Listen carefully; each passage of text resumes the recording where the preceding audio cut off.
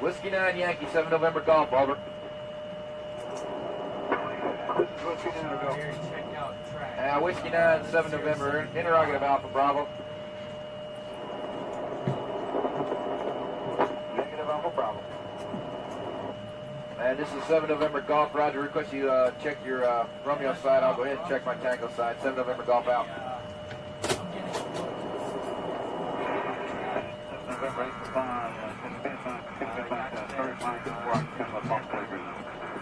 And 8 Clause, 7 November, say again. 7 November, go. I copied a while ago, 1 Charlie transmission that my thing used,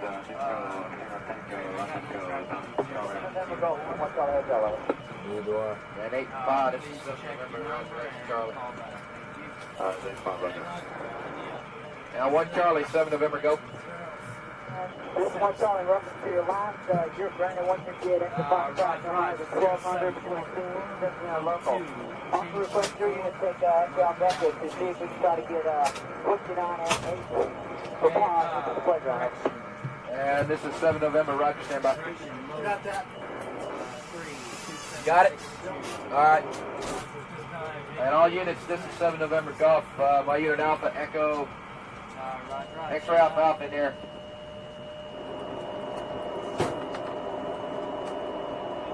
One Charlie, Alpha Bravo. Hey, I never took a dip. I forgot to take a dip. Whiskey 9, 7 November, interrogative Alpha Bravo.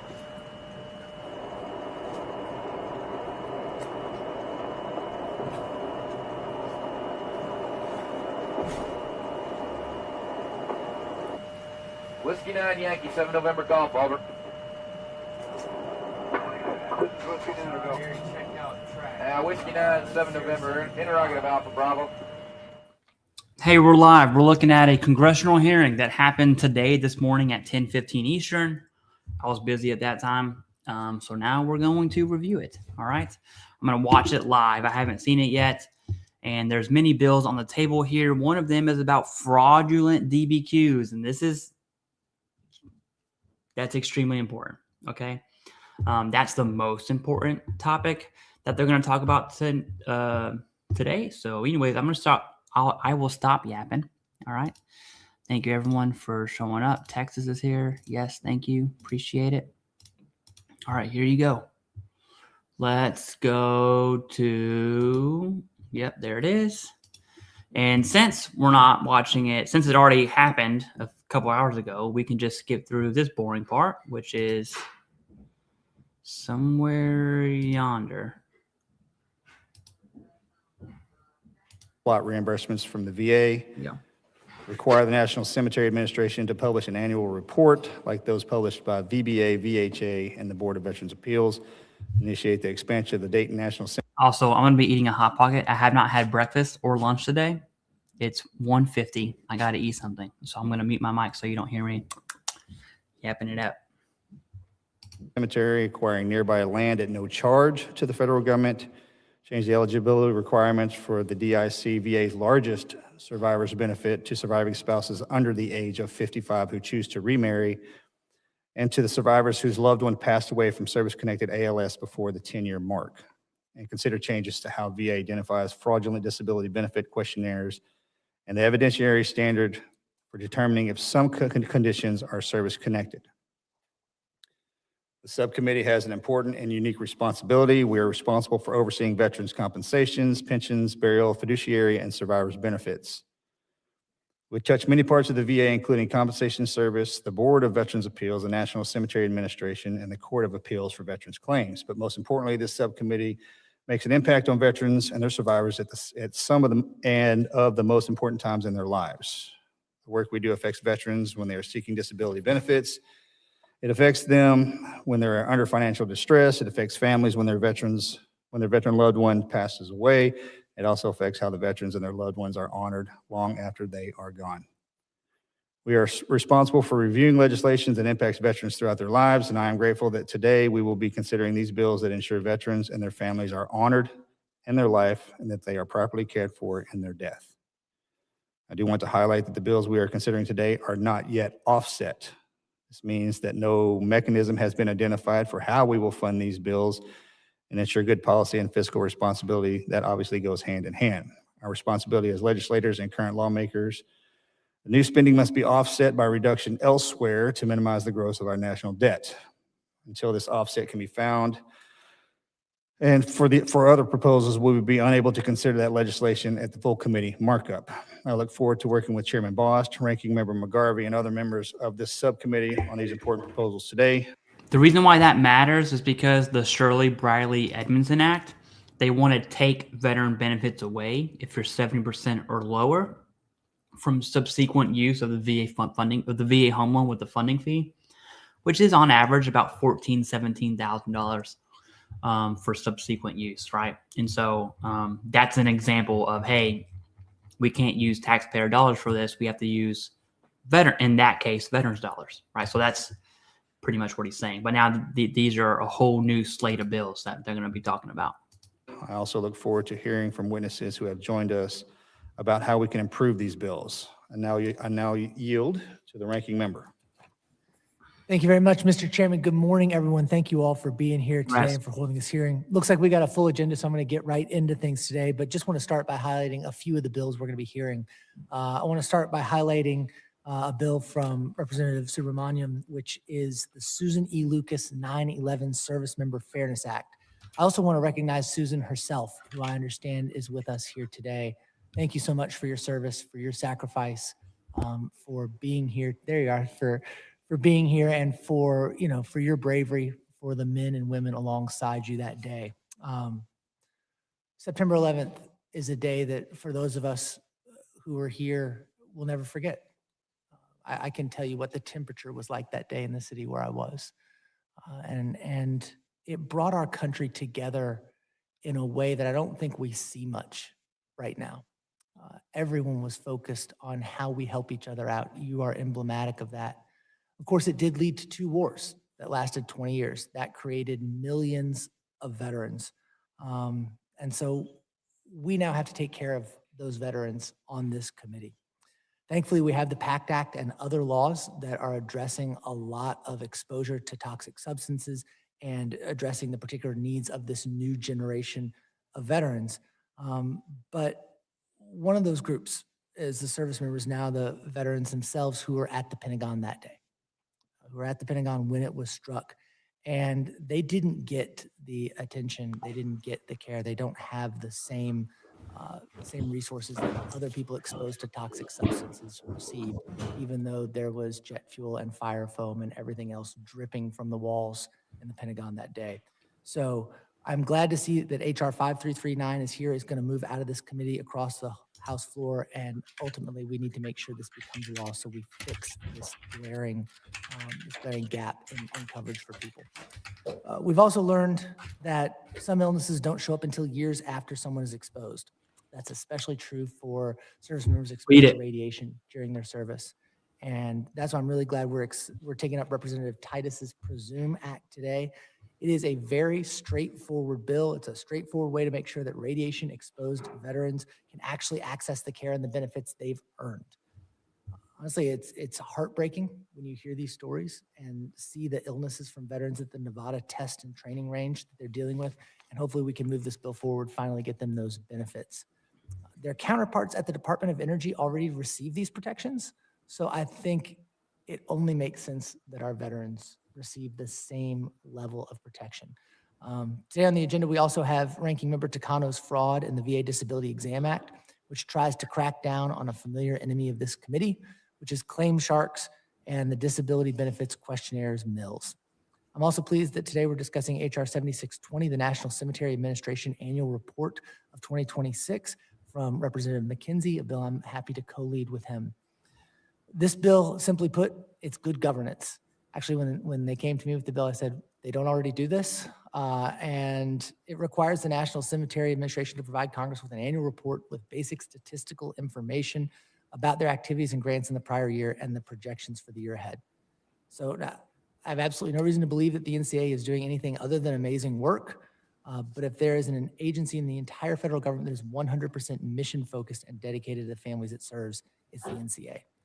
That said, having a straightforward annual report to keep this committee and the American people informed, it just makes sense.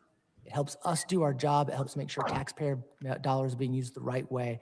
And I appreciate Representative McKenzie for working on this important bill and making sure that it's done in the bipartisan way our veterans deserve. So, Mr. Chairman, thank you very much. We've got a full agenda, but the agenda seems focused on what the committee does, which is making sure our veterans, we honor the promise we made to our veterans for their service to us. Thank you. Thank you, Mr. McGarvey. I respectfully request and ask that each member hold their statements to 3 minutes. You know what's crazy is I love McGarvey. Okay, he's hands down one of the best up here. I will accept no McGarvey slander at all. But what really sucks is, sure, everything he said was spot on, and veterans deserve benefits, especially if they were exposed to toxins and have current chronic persistent diagnosis that's linked to a toxin they were exposed to in the military service, and they should have benefits. Got it. But don't forget what Luttrell said in the beginning, is that there's no way to fund these benefits. And if there's no way to fund these benefits, meaning adding to the deficit, which would require you pulling from somewhere else, if there's no way to fund these benefits, they're not going to go anywhere, which then begs the bigger question of if taxpayer dollars can't be used to support veteran benefits, what can they be used for? Anyways. In accordance with committee rules, I ask unanimous consent that the following members be permitted to participate in today's subcommittee hearing.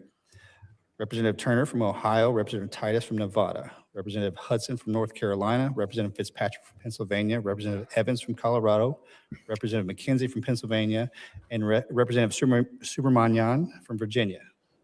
Without objection, so ordered. It is our practice that we will forego a round of questioning for the members. I will now recognize the members for their testimony. Mr. Turner, you're now recognized, sir. Thank you, Chairman Luttrell and Ranking Member McGarvey, for holding this markup and considering H.R. 2164, the Dayton National Cemetery Expansion Act of 2025. Currently, the historic VA cemetery in Dayton, Ohio, is running out of land. A lot of these bills are going to be, this is going to be a lot of moving parts. I'm just letting you know. I'm going to be focusing on the fraud one for sure, but we need to hear all the other bills. So, and future planned expansion would not only require the medical center campus VA to cede more land to the cemetery for burial use, but would also allow the cemetery to place grave site areas in the hospital grounds that would have to be the only option for expansion for the burials. Since the VA's policy to expand the cemetery into these alternative areas has come to light, I've been working with the City of Dayton, the Montgomery County Land Bank, the Dayton-Montgomery County Port Authority to remedy this issue by obtaining land adjacent to the cemetery for future burials. Once this land is secured, the Montgomery County Land Bank will donate the land to the VA cemetery for expansion for space, eliminating any future need to take away land from the Dayton VA Medical Center. My bill would simply require the VA department to accept the land donation. This legislation, which was passed by this subcommittee during the 118th Congress by a voice vote, and which enjoys a support from several community leaders in Dayton, will also allow families of past veterans to continue to bury their loved ones in their hometown on this historical VA campus, which was established just shortly after the Civil War and is now a National Historic Landmark. I and other leaders in the Dayton community are proud of the rich historic heritage of our VA campus and have worked tirelessly to maintain the historical integrity of our grounds. We appreciate your support for veterans and certainly for this bill and for our efforts to expand these historic grounds. We thank you for your consideration of my bill. I yield back. Thank you, sir. Ms. Titus, you're recognized for 3 minutes. Well, thank you, Mr. Chairman, Ranking Member McGarvey, members of the committee. I appreciate very much being allowed to sit in with you today to talk about the Presume Act. In Nevada's 1st Congressional District, I hear every day from veterans who served honorably, returned home expecting to get fair treatment, and instead have encountered unnecessary barriers to the care and benefits they earned. Now, among them are our atomic veterans, our cold warriors, and service members who worked at the Nevada Test Site and Training Range, These are individuals whose missions were so highly classified that their presence has been effectively erased, even as they were exposed to toxic radiation. For decades, these veterans have suffered from cancers, pulmonary conditions, and other serious illnesses while being told by the system that they were never there because their records have been masked or buried behind classification. We know the military promises to leave no soldier behind, and Congress must live up to that same commitment. That's why I introduced the Presume Act, H.R. 4469. It would eliminate the unjust and nearly impossible requirement that atomic veterans prove a certain radiation dose before accessing VA benefits.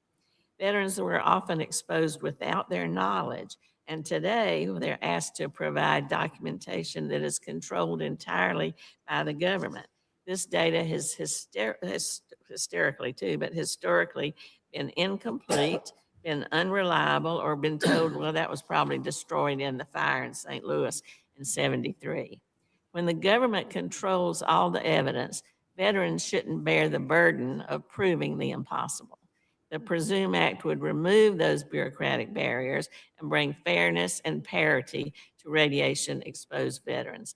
This bill has been endorsed by the Disabled American Veterans, Veterans of Foreign Wars, National Association of Atomic Veterans, Paralyzed Veterans of America, and other veterans groups. Now, there are only a few hundred of these atomic veterans left, so we need to act now before it's too late. These men and women played a critical role in securing our victory in the Cold War, but it was at great personal cost and with little public recognition. So it's past time that we honor their service. As we continue to build on the success of the PAC Act, I urge the committee to keep veterans who were in these atomic situations front and center. Their service was extraordinary, their sacrifice was honorable, and their delay in receiving care is just unconscionable. We can't change the past, but we can assure that there's a future rooted in dignity, transparency, and justice. So I thank you for your attention to this, and I urge you to include it in keeping those atomic veterans in mind. Thank you, Mr. Chairman. Thank you, Ms. Tice. Mr. Fitzpatrick, sir, you're recognized for 3 minutes. Thank the chair and the ranking. Don't forget, we don't have the money. We don't have the funds to pay for those veterans. That's the sad part. Member for allowing me to speak today on my legislation, H.R. 1685, the Justice for ALS Veterans Act.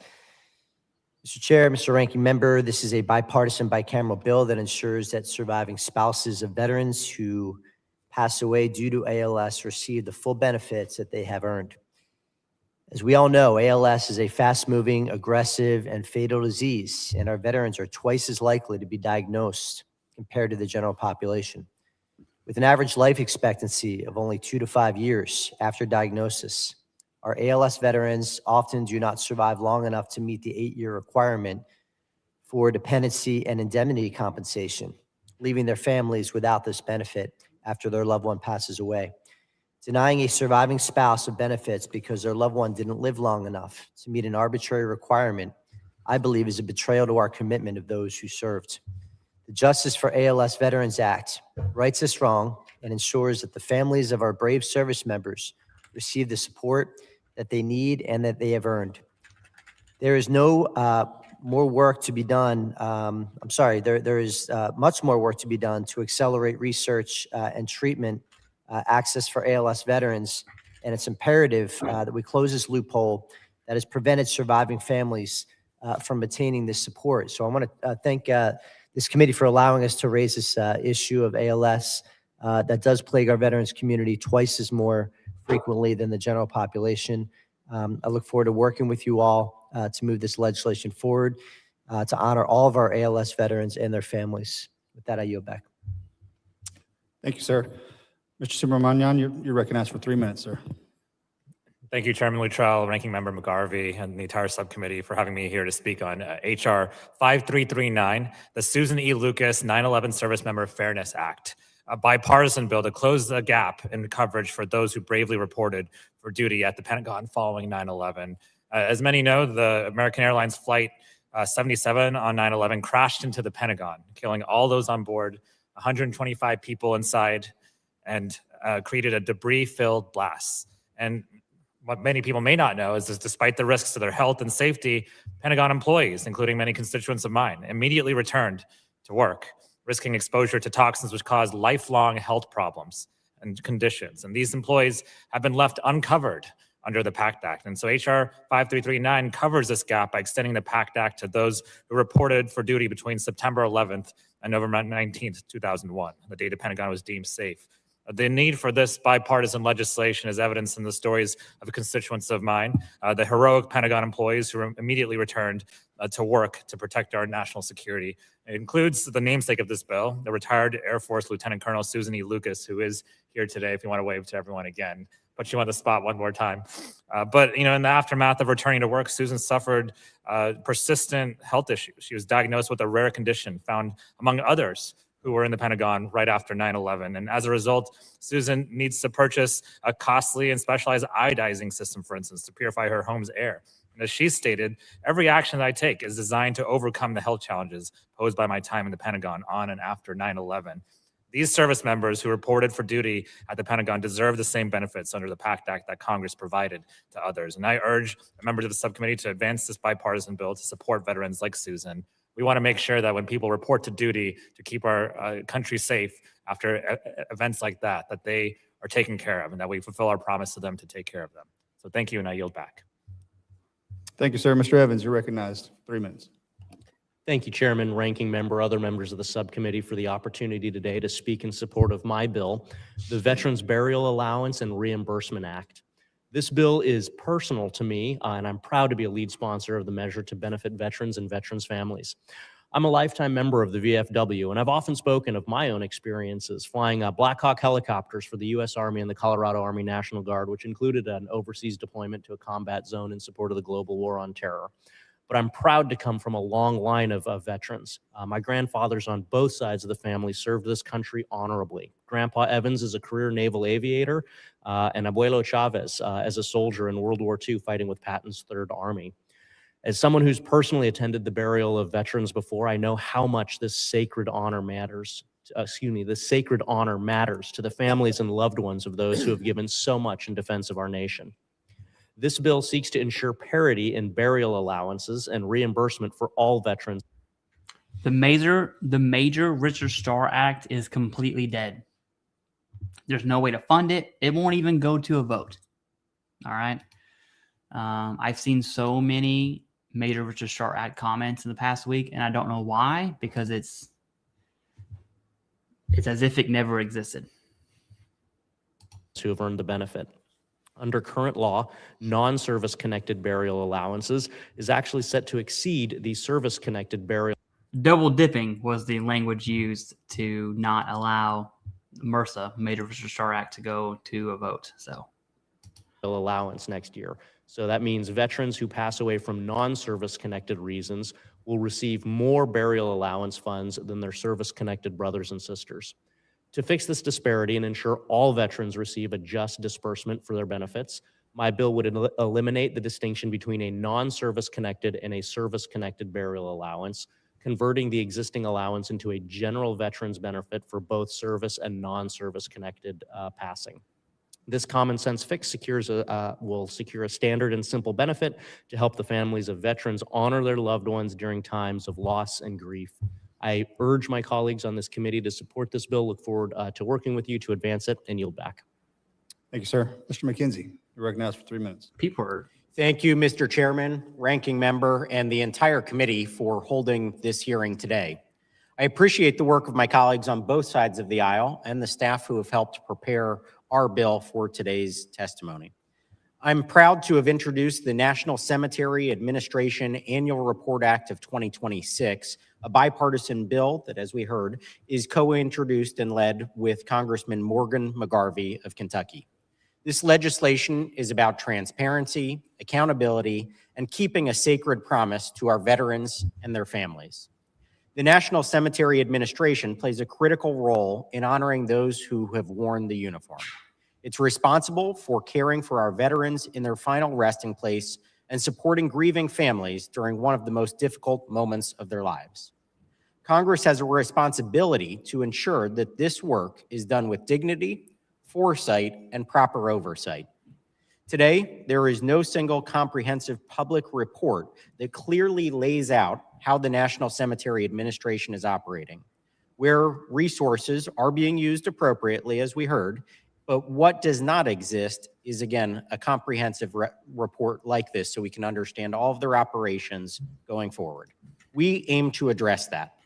Under this legislation, the Department of Veterans Affairs would be required to submit an annual publicly available report dealing NCA operations and performance. That includes the number of internments by cemetery, burial options available to families, customer satisfaction metrics, cemetery construction projects, grants awarded to state and tribal entities for the veteran cemeteries, and how unclaimed veterans' remains are handled.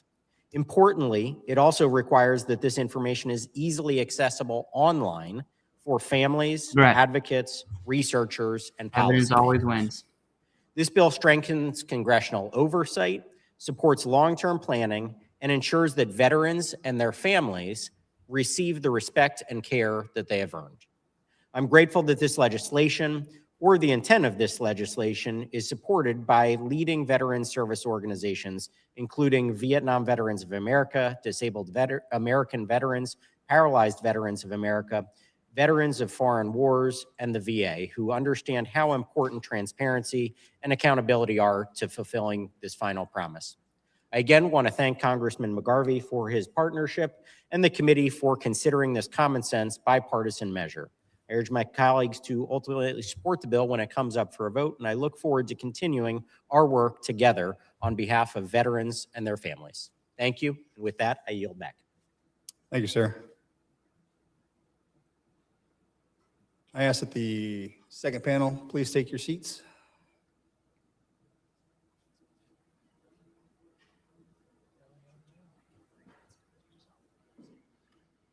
All right, now it's panel time.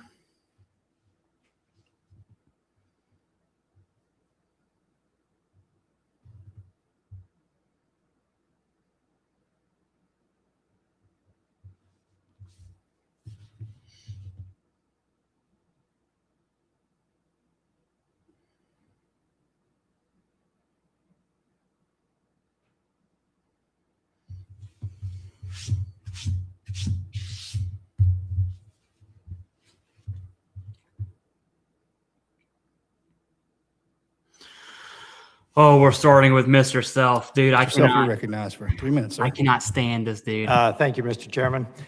Thank you for the opportunity. This is like Lieutenant Colonel Gates, best bud or something. I don't know. To speak today in support of my bill, H.R. 6698, the Board of Veterans Appeals Annual Report Transparency Act. The current law requires the Board of Veterans Appeals to issue an annual report. Within this report is a performance measure titled Timely Appeals Modernization Act Post-Hearing Decisions. This measure reports the percentage of AMA hearing decisions with a disposition of held that may have been decided within 180 days of the hearing, a benchmark that is established by the board. Unfortunately, the report does not require the board to explain why cases fail to be decided by the 180-day goal. Veterans and VSOs do not benefit from simply knowing that an appeal has exceeded the board's 180-day goal. Congress, likewise, cannot effectively conduct oversight or legislate improvements without understanding the underlying causes of those untimely decisions. The same gap exists with respect to remands. Remands are necessary, but they can also be one of the most significant drivers of delay in the appeals process. Yet the board's annual report does not currently require any systematic identification of the factors leading to a remand. This bill will close that gap. Specifically, it requires the Board of Veterans Appeals to identify in its annual report the factors contributing to untimely decisions under the modernized appeals system and to quantify how frequently each factor occurs. It also requires the board to identify the causes of remands for both legacy and modern appeals, again, with clear data. This is not about assigning blame. It's about identifying patterns. Are delays and remands being driven by staffing shortages, incomplete medical exams, poor record development at earlier stages, changes in law, or some other procedural bottleneck? Without this information, neither Congress nor VA can target reforms effectively. This bill does not change veterans' rights, alter the standard of review, or interfere with the board's independence. It simply asks the board to report on what is already happening using data. Let me emphasize, using data, and do so in a transparent, standardized way. Clear and transparent reporting helps identify where investments and changes will have the greatest impact so that the recent progress within the Board of Veterans' Appeals can be sustained. Ultimately, veterans deserve an appeals system that is not only timely, but accountable. This bill is a modest but meaningful step toward that goal. I urge my colleagues to support it, and I yield back. Thank you, sir. Good morning, everyone. Well-traveled, I see. Thank you for joining us today. I know that the weather's not playing nice, so again, thank you for making time. Our second panel, I'll make the introductions. Mr. James McCormick, Executive Director of Government Affairs at Vietnam Veterans of America. Mr. Paul Shipley, National Commander of AMVETS. Ms. Tanya Wilson, Tanya or Tanya? Tanya, thank you. Ms. Tanya Wilson Thomas, surviving spouse and former caregiver from the Gold Star Wives of America. Ms. Nancy Springer, Associate Director of National Legislative Service at Veterans of Foreign Wars of the United States. Good to see you again, Ms. Springer, as always. I ask that the panel please stand and raise your right hand. Okay. You solemnly swear that the testimony you're about to provide is the truth, the whole truth, and nothing but the truth to help you God? Thank you, and let the record reflect that all witnesses answered in the affirmative. You may be seated. Mr. McCormick, sir, you are recognized for 5 minutes to provide your opening testimony. Thank you very much, Chairman, Ranking Member, and members of this honorable committee. I want to thank you for this opportunity to be here today. As recognized, my name is James McCormick. I'm the Executive Director of Government Affairs for Vietnam Veterans of America, but I'm also a 22-year Army veteran who rose through the enlisted ranks, starting as a private, retiring as a captain, with 16 of those years enlisted and a bunch of those years as a non-commissioned officer. So I have been in those ranks. I served during the Cold War, the Gulf War, and Operation Iraqi Freedom. Vietnam Veterans of America was founded on the shared resolve of veterans who returned from a very real war to a country that was often unprepared or sometimes unwilling to accept them or to understand the cost of that very real war. Founded in 1978, this congressionally chartered organization grew out of Vietnam veterans working together, often unofficially and without institutional support, to demand recognition, including recognition for those invisible wounds of war that would later become a fighting effort to recognize post-traumatic stress. Guided by our principle that never again will one generation of veterans abandon another, VVA has evolved from advocating for Vietnam veterans only to all veterans. We strive to ensure that as Vietnam veterans age, they receive the health care. But much more importantly, we strive to ensure that future generations of veterans receive a much better treatment than they received when they came home. The 9 items we've been asked to address largely align with VVA's advocacy, and we would likely endorse and robustly support them all. HR 1685, HR 2164, HR 1004, HR 6698, HR 4469, HR 5723, HR 5339, HR 6943, and also the discussion draft on the National Cemetery Administration Annual Report Act. I commend this subcommittee for working together and doing what many cannot do, seemingly, in this country. Too often, it seems that negativity and party line politics have seeped into veterans' policies in ways that create competition instead of compassion, delay instead of care, and noise instead of solutions. We debate labels, errors of service, and party positions while veterans struggle with housing, health care, suicide risk, financial insecurity, and the dignity at the end of life. It does not matter what branch they served in. It does not matter when they served, and it does not matter whether they face combat. Supported supply lines, maintained equipment, gathered intelligence, or served in an administrative role.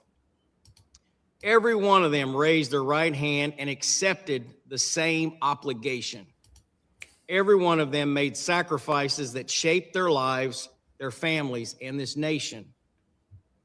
But advocacy must never devolve into deciding which veterans are most politically convenient to support. The role of Congress is to ensure that every veteran and every veteran's family not be hampered by their service and can live with stability, access care without unnecessary barriers, and age with dignity. As we look at the warrior ethos, it is clear that it says, I will never leave a fallen comrade behind. I will never leave anyone behind. That is an oath, that is a commitment, and that is something that we as a nation must live up to and ensure that we are working together across party lines, across wartime service lines and peacetime service lines to ensure that we're doing the right thing for our veterans and their families. Thank you very much, and I look forward to your questions. What he's getting at, because he's doing some political jabs there, is the funding mechanisms for every veteran bill, because it comes down to politics and it comes down to what can we pay for and what can we not pay for. So food for thought. That's mainly where that thought process stems out of, at least for right now. Thank you, sir. Mr. Shipley, you're recognized for 5 minutes, sir. Chairman Luttrell, Ranking Member McGarvey, and distinguished members of the subcommittee. On behalf of AMVETS, thank you for the opportunity to testify on the legislation before you today. As the nation's most inclusive congressionally chartered veteran service organization, AMVETS represents more than 20 million veterans from the active duty, Guard, and Reserve components. The bills before this subcommittee go to the heart of our national priorities: mental health, survivor equity, and accountability in the veterans benefits system. While they address different policy areas, they share a common goal of ensuring that veterans and their families are not failed by the systems meant to support them after service. First, the Love Lives On Act of 2025. AMVETS strongly supports. That's a big one. The Love Lives On Act, huge. One of my friends, just to kind of not go too deep into this, but, you know, her husband died when he was 18 and a half years old. He died in Afghanistan. And so she receives benefits, but if she remarries, those benefits go away, which is just weird. This legislation. Under current law, surviving spouses who remarry before age 55 lose their dependency and indemnity compensation and survivor benefits annuities. Because most post 9/11 surviving spouses were widowed in their 20s or 30s, more than 95% choose not to remarry to avoid this penalty. A service member's sacrifice does not diminish because their surviving spouse finds companionship again. This country cannot claim to honor the fallen while penalizing the families they left behind. Second, the Justice for ALS Veterans Act of 2025. AMVETS offers full support for this bill. Although ALS is presumptively service-connected, current survivor benefits rules ignore the disease's short course.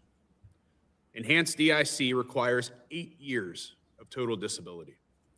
But ALS veterans typically, and tragically, survive only 2 to 5 years. This legislation removes that requirement and ensures survivors receive appropriate compensation. We also support the recording requirement to identify other high mortality service-connected conditions, so families are not penalized simply because a disease progresses too quickly. Right, so that's the current law, and this bill would change that, okay? And let me just tell you this, big guy. It's very easy to say that when you're not in the position that they're in. And so the reality of it is these surviving spouses are dating people. They're living together. They're having kids with other people, with another person, and they're just not remarrying. And so the dependency aspect of they have a new man, that is, we are so, like, women are in the workforce a lot now, and that mindset is just gone. So I think your comment here is at best it's ignorant. Third, the Susan E. Lucas 9/11 Service Member Fairness Act. I would like to recognize Mrs. Lucas being here today. Her courage is a demonstration for all of us to follow. AMVETS is proud to stand with the Reserve Organization of America in supporting this bill. While Congress addressed many toxic exposure gaps through the PACT Act and the Zadroga Act, service members who reported to the Pentagon after September 11, 2001 were left behind. Despite working for months in environments contaminated with asbestos, jet fuel, and pulverized building materials, these veterans are forced to prove direct service connection for cancers and respiratory illnesses that emerge years later. This bill would extend presumptive coverage and finally close a long-standing and unjust gap. Fourth, the Presume Act. AMVETS strongly supports the... Yeah, so I have a master's in theology, just so you know. I would ask you what you mean by godly thing to do, and be specific, okay? And you probably want to reach back to the Greek and Hebrew before you open your mouth again, anyways. Legislation for atomic veterans exposed to ionizing radiation. Current VA policy relies on decades-old reconstruction estimates that are scientifically flawed and administratively harmful, despite the fact that radiation affects individuals differently. If a veteran participated in a recognized radiation risk activity and later develops a service-connected illness, care should never be delayed or denied. Fifth, the Board of Veterans' Appeals Annual Report Transparency Act.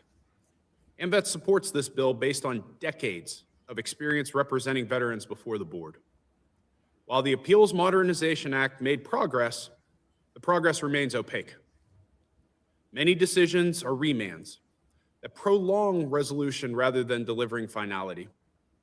This legislation would improve transparency around delays and remands and ensure the board is evaluated on outcomes, not just volumes of claims. Finally, the Fraud and VA Disability Exam Act. AMVETS would support this bill if amended. Fraud must be addressed, but oversight must be precise. Veterans should not be penalized for relying on private providers or for minor clerical errors beyond their control. Fraud prevention must not become a new barrier to earned benefits. In closing, the legislation before the subcommittee presents real opportunities to strengthen the system veterans and their families rely on.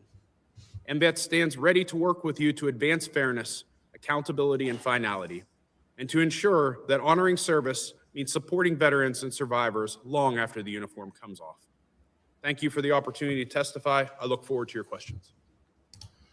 Well, see, now I'm going to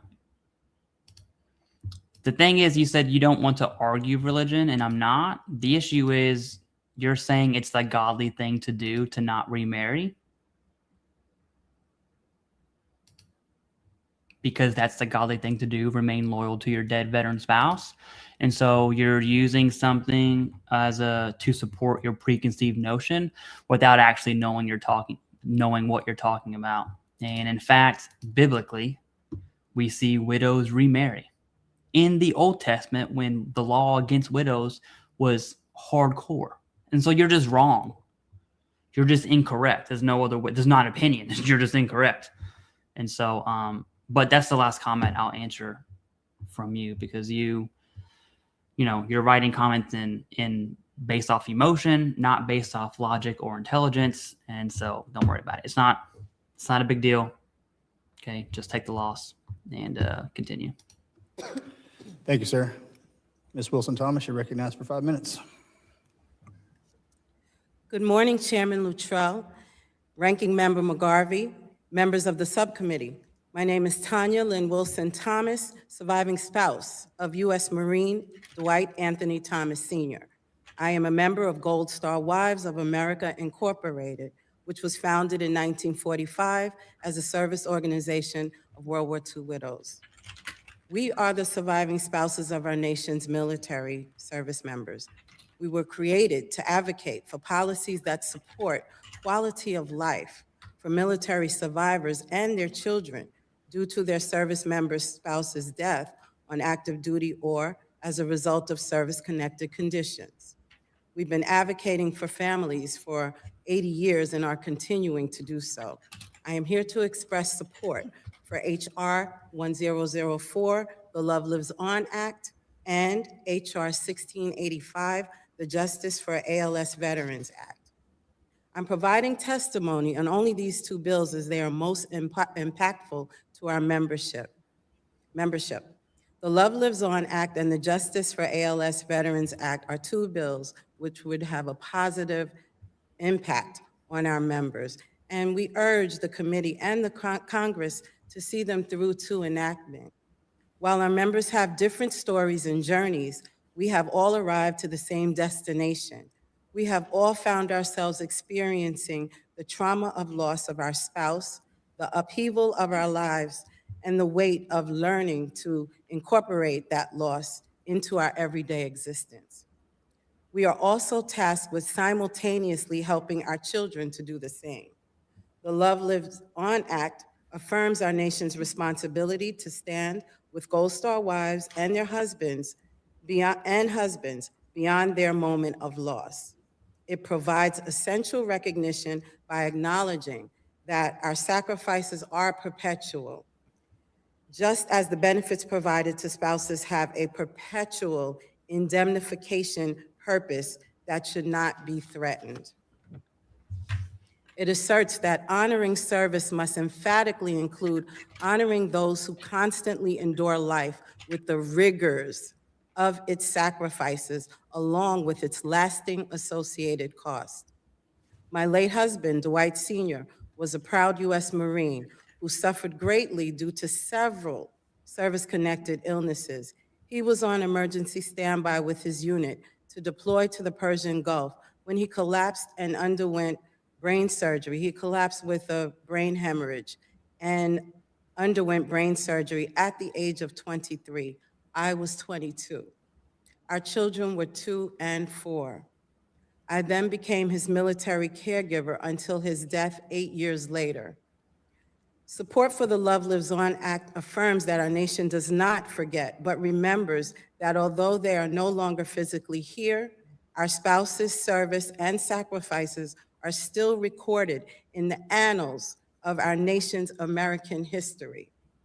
This act provides the reinstatement of the benefits of the Survivor Benefit Plan. And in addition, it provides reinstatement of TRICARE benefits when a subsequent marriage ends in divorce or death. Currently, a survivor would lose eligibility. This bill ensures that military survivors are not forgotten in a real and tangible way, but provided the resource to rebuild stability in their lives after sacrifice on behalf of a grateful nation. Gold Star Wives also strongly supports HR 1685, amyotrophic lateral sclerosis, ALS. This is a devastating and unforgiving disease that has taken the lives of those who serve this nation with honor. The families, after acting as their loved one's military caregiver, are left to bear unimaginable loss. Then, because of ALS rapid progression, they are often left with significant financial loss due to the law's inflexibility in recognizing that progression. The report on additional medical conditions should commence without delay. Gold Star Wives of America Incorporated urges the committee to extend eligibility for increase of. God, the only person who brought religion into if widows should remarry was you, okay? It was you. I'll pull it up. That's not it. That's your other stupid comments. Because that's the godly thing to do. Remain loyal to your dead veteran spouse. You can't say it's the godly thing to do. I'm not disagreeing with your opinion, although I do. I'm just letting you know that it's not the God, like there's no basis for saying that. And so I'm not arguing religion. You brought it up and I'm saying, and all I said was you're wrong. I jumped on it immediately because it's wrong. And I'm not going to allow someone to come at my faith. If you're going to make an argument, make a good one. All right. Anyways, don't be dumb. Don't make stupid arguments. Like, what are you doing? Survivor benefits to all families whose service member died I'll let it go. due to I'll just ALS walk. before October 1st, 2025. All surviving spouses with ALS-related deaths have similar Put 'em in experience, timeout for irrespective 24 of the hours. date of death. This bill represents accountability for service members. And finally, members of the subcommittee, I close in asking for your support for these bills. The ALS bill, it acknowledges respect for compassion for the families by streamlining access to care, benefits, and much-needed answers. Supporting this is not only good policy, but it's our moral obligation. I close in asking you to work together constructively in how to accomplish moving these bills beyond this first step. For 80 years, Gold Star Wives has seen this committee, which formed in 1946, the same age as our organization, come together on issues affecting veterans and survivors. We're asking that you do so again. We're asking that you proudly build on the foundation of President Abraham Lincoln's pledge to care for those who bore in the battle and for his widow and his orphan. He knew this was morally just. We know that you believe the same in the end. And thanks again for your support. Thank you for the opportunity to hold forum with each of you today. Thank you, ma'am. Ms. Springer, you're recognized for 5 minutes. Good morning. Chairman Luttrell, Ranking Member McGarvey, and members of the subcommittee, on behalf of the men and women of veterans of foreign wars in the United States and its auxiliary, thank you for the opportunity to present our views on the legislation before this subcommittee today. My written testimony outlines the VFW's position on all the bills under consideration. This morning, I will highlight 3.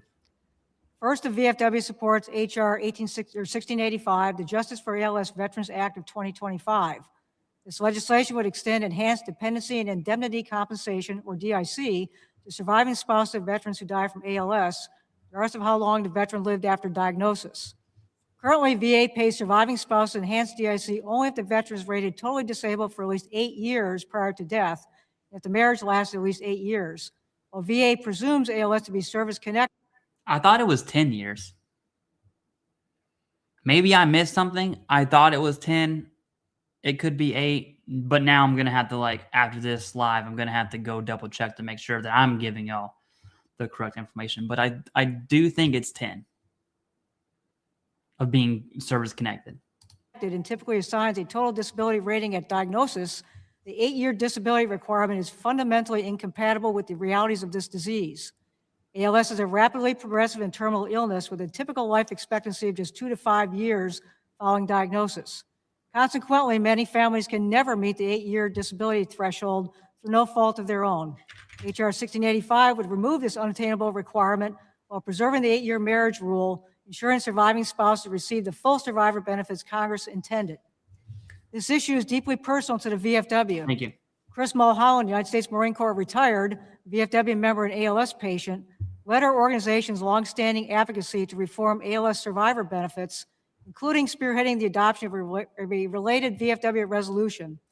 Major Mulholland spoke powerfully about the toll ALS takes not only on veterans, but also on families who suddenly become full-time caregivers while facing the rapid decline of their veteran, along with related emotional trauma and financial uncertainty. Tragically, Major Mulholland himself lived fewer than 8 years after his ALS diagnosis in 2020, embodying the very injustice the bill seeks to correct. Second, the VFW supports H.R. 5723, the Fraud Reduction and Uncovering Deception in VA Disability Exams Act.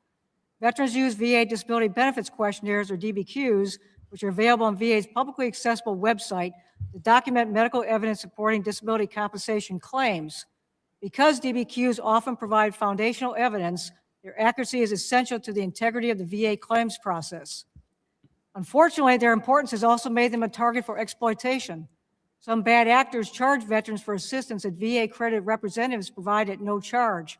Others falsely promise guaranteed outcomes, encourage veterans to avoid VA examinations, or claim access to private providers who will secure higher ratings. In more serious cases, affiliated healthcare providers charge fees to manufacture diagnoses or exaggerate conditions to obtain benefits beyond what the evidence supports. I've been against the VA Claims Insider and Veterans Guardian. That's who they're talking about. They won't say it, but I will. I've been against them for a long time, but what she said is not true.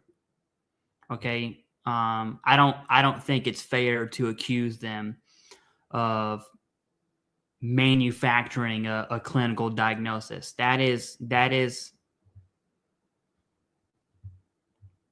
no. If you're gonna accuse someone, it needs to be appropriate. What she said is not true. It is highly exaggerated what she just said, and I don't agree with their companies, but I definitely don't agree with accusing someone of a serious crime like she just did, and I don't think that's fair unto them at all. So, wow. H.R. 5723 would require VA to establish a formal process to identify and report suspected DBQ-related fraud, mandate referrals to appropriate authorities, and implement a recurring audit program to monitor both reported and detected fraud. Together, these reforms would create a systematic and accountable approach to addressing DBQ fraud, one that would protect honest veterans and preserve trust in the disability compensation system. Following the VFW supports H.R. 6698, the Board of Veterans' Appeals Annual Report Transparency Act of 2025. This legislation would require the Board of Veterans' Appeals, or BVA, to identify in its annual report the factors contributing to untimely decisions and remands. Due to the board's workload, veterans can wait up to 2 years and sometimes beyond for a decision, and even longer if they request a hearing. Remands to the agency of original jurisdiction further delay a final decision. In fiscal year 2024 alone, BVA remanded more than 40% of appeals, further extending resolution timelines and creating uncertainty for veterans awaiting their final disposition. Requiring BVA to identify and report the drivers of delay would improve transparency and provide the data needed to strengthen processes and reduce inefficiencies. This transparency would enhance oversight, improve accountability, and build confidence that BVA is handling appeals fairly and consistently. In conclusion, these three bills collectively would ensure that veterans and their survivors are treated with the fairness, integrity, and urgency their service deserves. Chairman Luttrell, Ranking Member McGarvey, thank you for the opportunity to present the VFW's views and look forward to answering your questions. Thank you, Mr. Mayor.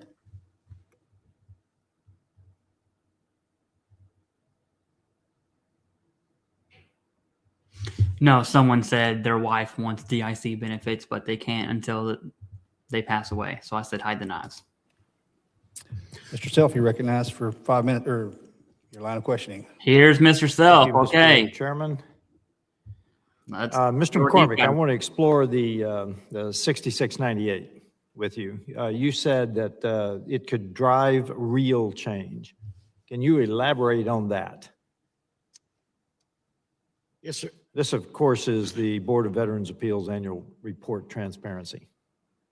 Yes, sir. Thank you very much. And what this does is it opens up an opportunity for more transparency as we look at common sense approaches to number one, ensure that what we are doing is both monitored and overseen. We believe that an annual report Transparency Act of 2025 Oh, I see. would help create that. It identifies root issues. That's now I'm the idiot. Solid. Good pun. Issues, training quality, and VVA frequently calls for appeals, reform, and transparency to reduce backlogs, delays affecting veterans, indirect benefits through pressure for improvements aligned with priorities, and it added to the workload is at risk. Well, my real question is who benefits from this? Because we often talk about inputs here. You know, we love to set up new offices and talk about inputs. I want to know, do the veterans themselves benefit from this? Because that should be the goal of what we're trying to do here. Absolutely. I believe that is the intent here, sir, of this bill. And we believe that it would improve a level of. I just want to show y'all some of YouTube's moderation here. So I see all comments, even if YouTube deletes them. Okay. There's a lot. Let me give you an example. Okay. That's an example of the comments that you don't see because YouTube moderation will get it. And I hope my channel this video doesn't get flagged now. I just want you to like, that's a taste of what I see versus what you see in the live. I have the live chat actually here.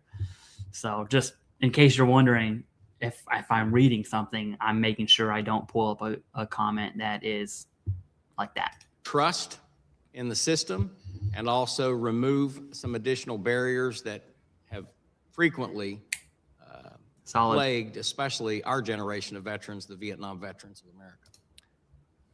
With that, Mr. Chairman, in the interest of time, I yield back. Thank you, Mr. Self. I was almost certain that Rep. Self was going to comment on the claim sharks and fraud thing. And I'm going to this is a conspiracy. Here's a conspiracy. Okay. So Jack Bergman, who's another representative, also Republican, just like Self, are in the pockets of the claim sharks. And I'm not making that up. It's public information. You can see who donates to them. I'm talking millions. And Jack Bergman is essentially the SAVE Act or SAFE Act, I think it's called. I'm just going to say the Plus Act. Okay. But there's another version of it, which is essentially pro-claim shark. And my conspiracy is, since party lines are so thick, if Representative Self abstained from talking about an anti-claim shark bill because of party lines, and if that's the case, we know that veterans do not come first, right? Because it shouldn't matter.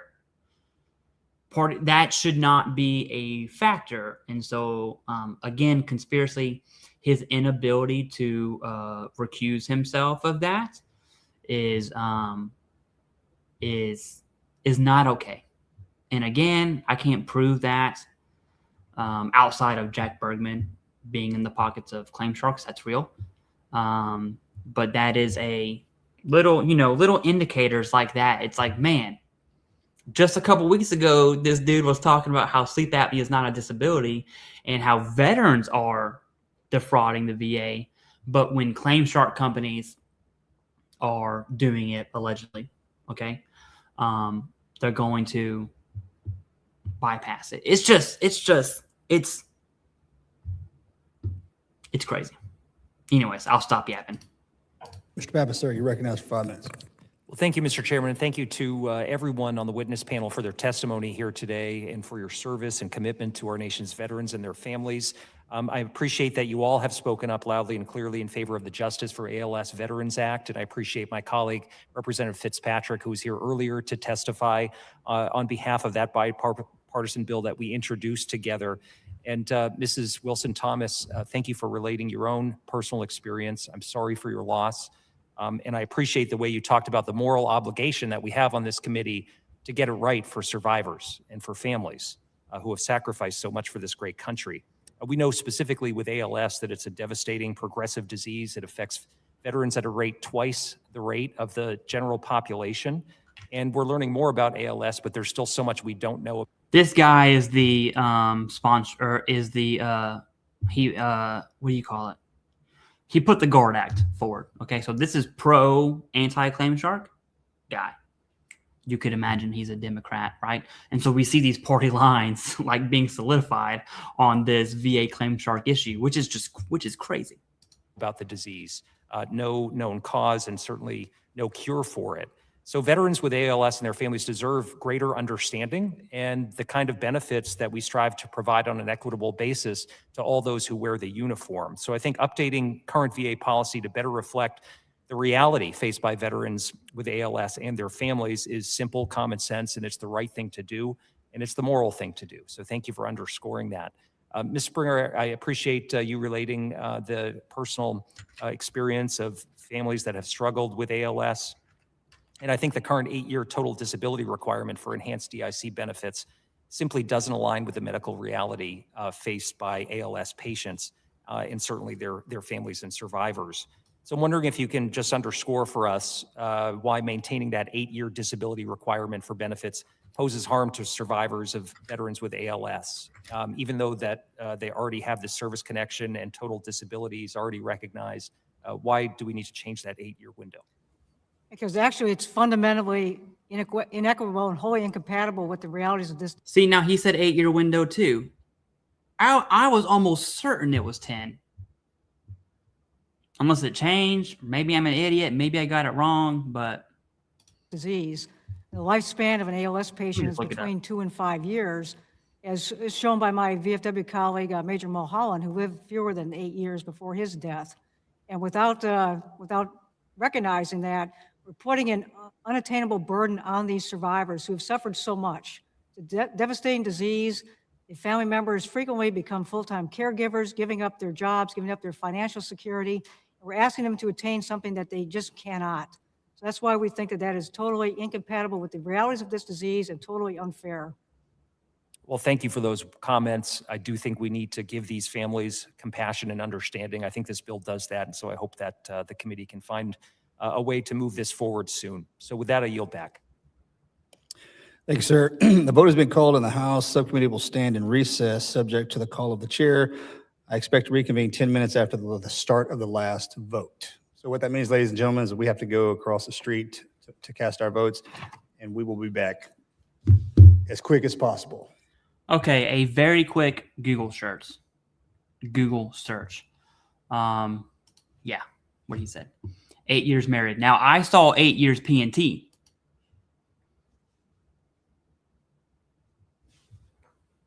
I'm sorry, 10 years P&T. 8 years married. I don't know. I'm gonna have to do some more research into it because I don't want to go off of a quick one. But there is basis for 8 years, essentially. And now they're going to recess and go. You know, when they say recess, I always imagine them going to like a playground or something. Let me just skip forward here. Wow, they took a long break. They really did take a long break. What are they doing? Okay. Okay, thank you for giving us some grace. I forgot to gavel out. Now I'm gaveling back in. We're good to go.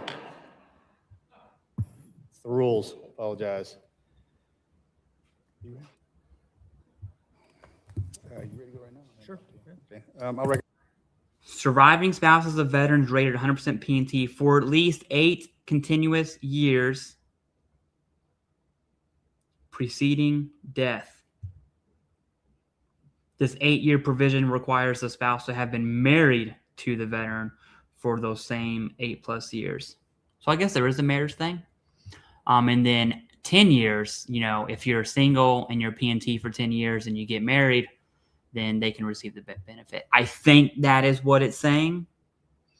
So I'm just glad the VFW person wasn't wrong. And again, that's off of quick research, but I do think that needs to be clarified. because it's not 8 years across the board. Recognize the ranking member for his opening line of questioning. Thank you all so much. Thank you, Mr. Chairman, for having this panel here today. Ms. Wilson-Thomas, I want to start with you. First of all, thank you for being here. Thank you for your courage throughout this whole ordeal. This dude's awesome. Not McGarvey. just in taking care of your husband and your family, but in being here to tell us that story. I'm not sure if you've had a chance to read the VA's testimony on the Love Lives On Act right now, but I hope you did, because I want to get your reaction to it. And in particular, the VA says, and I want to quote what it says here, quote, "The existing marriage restrictions help manage and allocate VA resources effectively." Now, they tried to make that sound as bland as humanly possible. But to me, that's a lot of government speak for, we're going to take this away from you.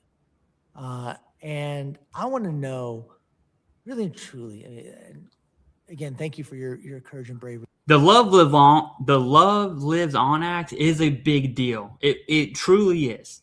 Okay. Because what it does is it forces my friend who died at 18 and a half years old, newborn baby, didn't even meet his baby, his wife now, because that was like, man, it's crazy to say this, but that was 14 years ago, almost 15. His widowed wife can't remarry, but she's been dating the same person for a long time. They have children, and they simply can't get married. And so she's not, and that's just one case. She's not going to get married because of these benefits. And it's just like why? What a dumb, what a stupid legislation. If you are widowed, you earn those benefits, period. That's it. Your new baby daddy does not replace the veteran benefits, okay? It doesn't replace the wound, okay? So it's a big deal. You may disagree with it, which is totally fine, but I think it's a big deal, okay? It is an absolutely big deal. Being here, but for you, for other survivors, the government is basically forcing these people not to get married again, but they're still living with them, like they're doing everything but being married. So it's just maybe in 1950 it would have worked, but I don't think it will in 2026. what does it say to you guys when the VA boils your losses down to a budgeting exercise? Yeah. Thank you for that. First of all, when it is stated as such, it really means that we have to pay more attention to on behalf of a grateful nation.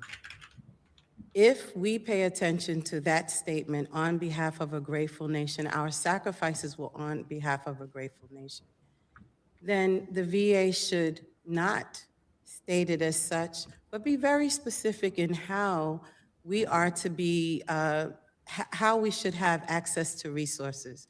Because really and truly, we're working diligently to try to have some semblance of normalcy, have a life, rebuild a life after the rug was pulled out from underneath ourselves and our children. So Gold Star wives and husbands, we need the support of the government to provide provide resources to help rebuild the life. And when we hear that stated in such a way, it makes us understand that that is not really the goal, and that is not what we want to understand about our system. Yeah, the language is seemingly bland. The impact is absolutely it's humongous. devastating. I'm not sure if they get It's divorced devastating. after they remarry. That's a good question, though. I appreciate you sharing your personal side of this, because I'm also afraid that VA is trying to rewrite the story with the American public about what dependency and indemnity compensation, or DIC, is and the purpose behind it. Yes, DIC, dependency and indemnity compensation, provides money to people whose spouses are killed because of their service. But this has never been just a check. It's always been more than that. This is an acknowledge, as you said, when you say on behalf of a grateful nation, when you sign up, when you put that flag on your shoulder, when you put on the uniform, willing to sacrifice everything to serve us and keep us free, we make you a promise. That promise is a legal promise. That promise is a moral promise. And it says, we're going to take care of you and we're going to take care of your family, because the reality is my brother's active duty right now. No service member serves alone. They have a team behind them. And your service, your sacrifice has to be recognized. It's especially true for families of disabled veterans. Their service does not end when the veteran passes away, and it certainly doesn't disappear if that spouse is fortunate enough to find love again. You told your story, and your husband was injured when you were 22? Pardon me? You told your story. Your husband was... He was 22 when he, yes, developed a brain hemorrhage at the age of 22. 22. And then you took Well, care of excuse him. me, he was 23, I was 22. You were 22, Yes. and then took care of him for 8 years. Yes, I did. And you know, I just say this, like, though that doesn't disappear. Your service doesn't disappear, especially if you're able to find love again and fortunate enough to find love again. And one of the reasons we're talking about this is it says cost. The Love Lives On Act is supposed to cost $2 billion a year. And look, I'm not saying that's not a lot of money, but let's look at where some of the other priorities are. Just this year in the one Thanks, big Billy. beautiful bill, there is a provision in it which cuts the tax off of firearm suppressors, silencers. Over the same 10-year period that we are taking money away from our Gold Star spouses, we are giving it to make firearm silencers cheaper.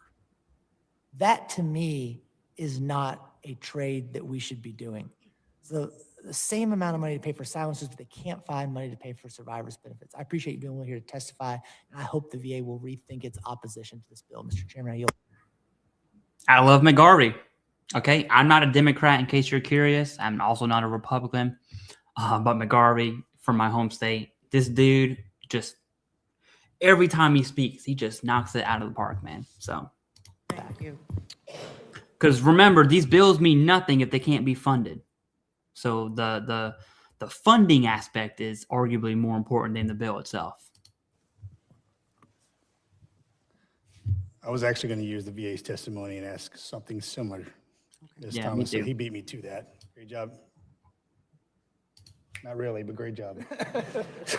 Yeah, see, dude, even Luttrell, Texas Republican, okay, recognizes real. Like McGarvey is, all I'm saying is Kentucky is the best state, all right?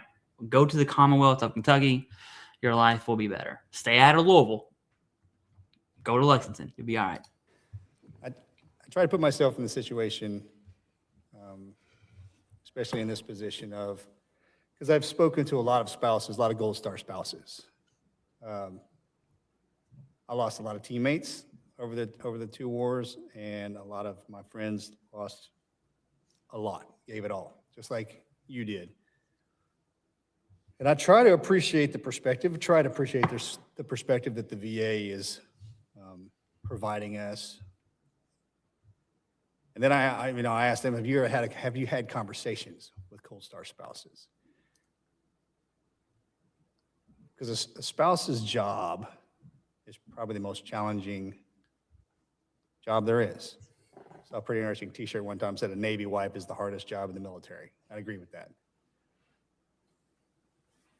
I don't understand why it's even a conversation that we have to have, that you would take something from someone who walked that pathway. The thing about McGarvey's statement, or the analogy there, is that we can find money to fund other things, but we can't find money to fund widowers whose spouse died in service or died from service-connected disabilities, right? So that's that. I mean, it was a good analogy. Alongside us, or those members that served. I will do recaps of like the most important functionality of the military through its men and women. Like the Love Lives On Act, I will cover probably, and then the DBQ fraud, I will cover probably. Is successful because of a lot of things, but most certainly the family. Because the spouses, my spouse, looked at me every day and said, "You're doing great things for our country, and we're here for you."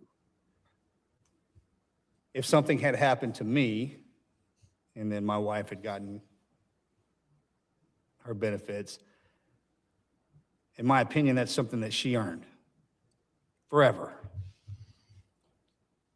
And Thank you. I wholeheartedly support the idea that you have earned those benefits, whether or not you get remarried again or whomever, under the age of 55. And as Mr. McGarvey, I don't look at it as dollar bills. I don't. And as someone who works in Congress whose job is to spend money, I'm speaking as a veteran. That's something that you earned. And no one has that right to take that away from you, in my opinion. I'll change The that. challenge is obviously getting there from here, which we're working on a daily basis to make sure that does happen. I think, speaking to you, Ms. Wilson-Thomas, is that I want you to know that he and I agree wholeheartedly. And since I'm the chairman and ranking member in this subcommittee, we'll carry this all the way to the finish line, or damn sure die trying. Thank you. I had a young lady, Miss Patsy Dietz, sat in my office, and I've been friends with her for a long time. She's remarried to another friend of mine who's in the military, and I got to tell you, I was present when she lost her husband, and she came back last year to visit with me, and I looked her in the face. I was like, "You don't have to explain this to me. I understand. It's making sure that everyone else does, because being in the military is a very small sorority or fraternity, but unfortunately, that fraternity that you're a part of losing someone it's not one anybody should have to be a part of. So we're doing our absolute to make sure that you get what you deserve and you keep it. Okay? Ms. Springer, when it comes to ALS. Thank you. Yes, ma'am. When it comes to ALS, if we can understand how the brain works, that would be an amazing thing. In the window at which someone with ALS or any other neurological disease, it's kind of a rolling tide. And I think until we can understand exactly, how this thing functions, we're kind of throwing darts at a dartboard. And I can appreciate that 8-year window is substantially wrong. And the time frame in which it was created to what we understand about the brain currently, has changed. And I hate to say what does it look like, or what is necessary, or what is the sweet spot that we should pay attention to. And the one that you give me is going to be argued amongst everyone. And then we have to make the decision. That's the hard part about our job. We can't necessarily decide on who's right or wrong. We have to take a step forward. And this place loves to have problems. This place loves to talk about the problems we have, and it doesn't seem to be the place that wants to solve many problems. But on this committee, we do everything that we possibly can to solve those problems. So you may not have this answer for me, but if I may, sir, where is it? What is the next step? What is the timeline need to look like?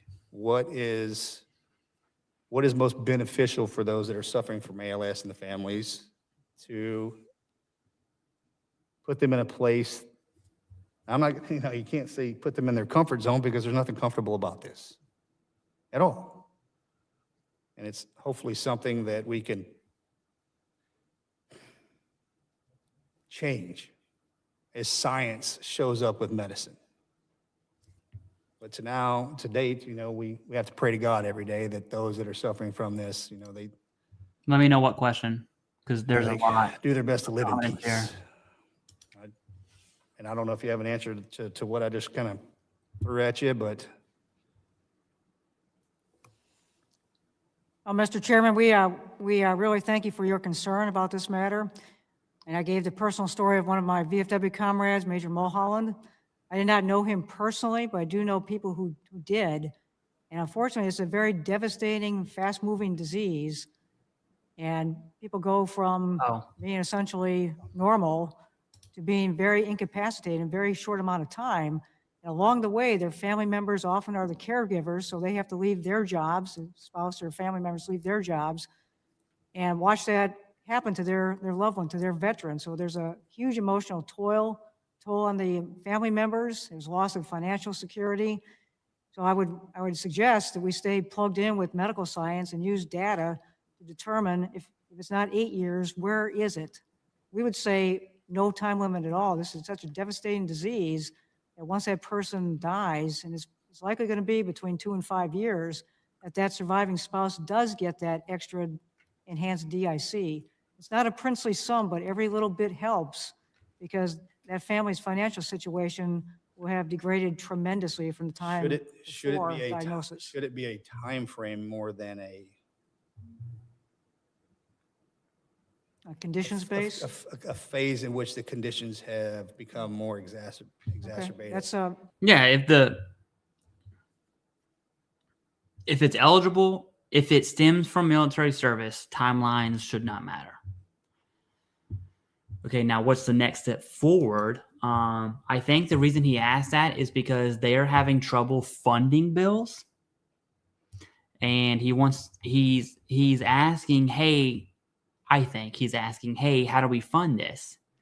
And the irony of that is it's his job to figure out how to fund it, right? I think that was the implications behind his question, because it's not that anyone disagrees with these bills outside of the claim shark one. That's why they're not talking about it. They're talking about the ones they agree with. No one disagrees with any of these bills. They disagree with how to fund it. And so that's, I think, is the context of what's the next step forward. It's to fund it. They just don't know how, because they're not allowed to use taxpayer dollars for veteran benefits, apparently, for some self-induced constraint. Because if you put it, you can't put a time frame window in, because everyone's different. But when it comes to science and medicine, and I speak on how academia is very siloed. Gathering that information may be more challenging than saying, hey, look, if a certain individual has this systematic kind of diagnoses, they have reached that specific time instead of a 2, 4, 6, 8 year window. That's something we're going to have to figure out. That may be a very viable alternate viewpoint, is to look at it from the basis of condition instead of time limit. Conditions-based, preface it on conditions-based. If we haven't asked those questions, who in the VA do you deal with directly with this issue? I have not directly. All right, well, I'm going to find out who that is and have this conversation. That's a good analogy. You had the handcuffs on and you got the key in your hand, and they're like, we don't know how to fund it. It's like, bro, you're Congress. That's your job. Figure it out. Follow up. Hang on 1 second.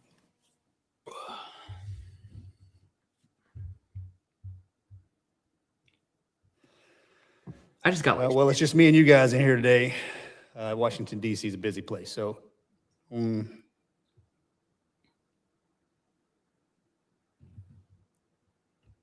wish we all had the answer for the problems that we not only presented here today, but that live in the veteran space. It seems forever changing. And the problem when you inject politics and the government on top of something that's so sacred as our veteran community, we're the ones that get lost. And we're having to wade through that. I'll close with thank you all for coming to this and sitting in on this panel and sharing this information. The chairman and I, the ranking member and I will move on this. So with that, thank you. And you're excused. And the third panel, you may be seated. The third panel. Okay, we're almost finished. It's administration. Ms. Bover is accompanied by Mr. James Smith, Deputy Executive Director of Compensation Services at the Veterans Benefits Administration, Mr. Glenn Powers, Deputy Undersecretary for Field Programs and Cemetery Operations at the National Cemetery Administration. I ask that all witnesses please stand. There's probably Raise your right hand. Do you solemnly swear that the testimony you're about to provide is the whole 30 truth? minutes left. The truth, the whole truth, and nothing but the truth, so help you God? Thank you. And let the record reflect that all witnesses have answered in the affirmative. You may be seated. Look at how empty that is. I just want everyone to see. Oh my gosh. VA programs and services. You see how empty that is? Just saying. Its administration. I ask that all witnesses please. VA programs and services. Supporting me today is Mr. James Smith, Deputy Executive Director, Compensation Service, and Mr. Glenn Powers, Deputy Undersecretary for Field Programs and Cemetery Operations. Our board partners are not able to attend today's hearing. Unfortunately, I will not be able to speak on HR 6698, Board of Veterans Appeals Annual Report Transparency Act of 2025. I will be taking those questions for the record. At VA, we recognize the sacrifice that veterans, service members, their families, and survivors have made serving our country, and it's our job to serve them as well as they have served us.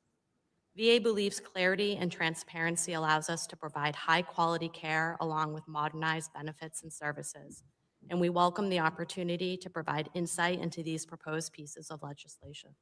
We have provided detailed comments in the written testimony to include areas of support and concern VA has on today's legislation. VA supports the intent of HR 1004, the Love Lives On Act of 2025, and its focus on ensuring that eligible survivors receive support from VA following the loss of a veteran.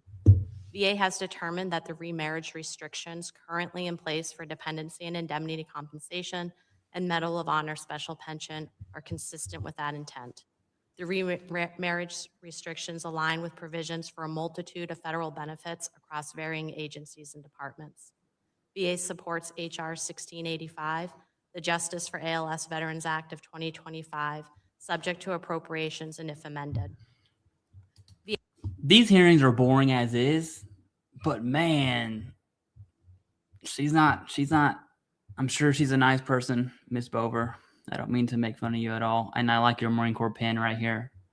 But man, dude, it is hard to listen to. VA respectfully requests further discussion on Section 3 of this bill, which requires a report of other conditions that should be treated in the same manner as ALS due to high mortality rates. Thank you. The I will do concept my of a best. high mortality rate lacks a standardized government definition, as there is not a universal set of metrics to define this concept. We are happy to work with the committee on identifying what may constitute a high mortality rate and the service-connected conditions that may qualify for this designation. VA appreciates the intent of HR 5723, the Fraud and VA Disability Exam Act of 2025. However, VA does not support this bill. VA is concerned about the requirements to notify individuals whose DBQs are suspected of fraud. Under current practice, if fraud is suspected, VA typically orders a new exam and revises ratings as needed to ensure fairness. VA does not support the proposed restriction of reopening or changing benefit decisions based on investigations unless the individual is convicted of fraud. The time required and the higher bar of evidence needed to secure a fraud conviction eliminates VA's ability to correct errors in a shorter time frame than needed for a federal criminal proceeding to unfold, potentially harming veterans who are not involved in fraudulent activity. VA does not support the discussion draft entitled Veterans Burial Allowance and Reimbursement. Okay. I'm definitely doing a video on that, but my very first thought is, okay, VA doesn't support the DBQ fraud, whatever, and we're going to take a look at all that stuff. The thing is that when fraud is suspected, okay, what they do is they order another exam.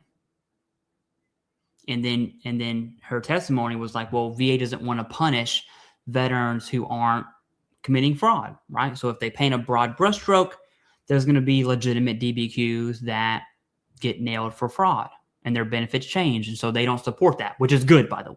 That's good. The issue is when they suspect fraud, and order another exam, they are painting a big brushstroke for legitimate, evidence-based Nexus letters and DBQs. And they're saying, suspected of fraud, go to an exam, right?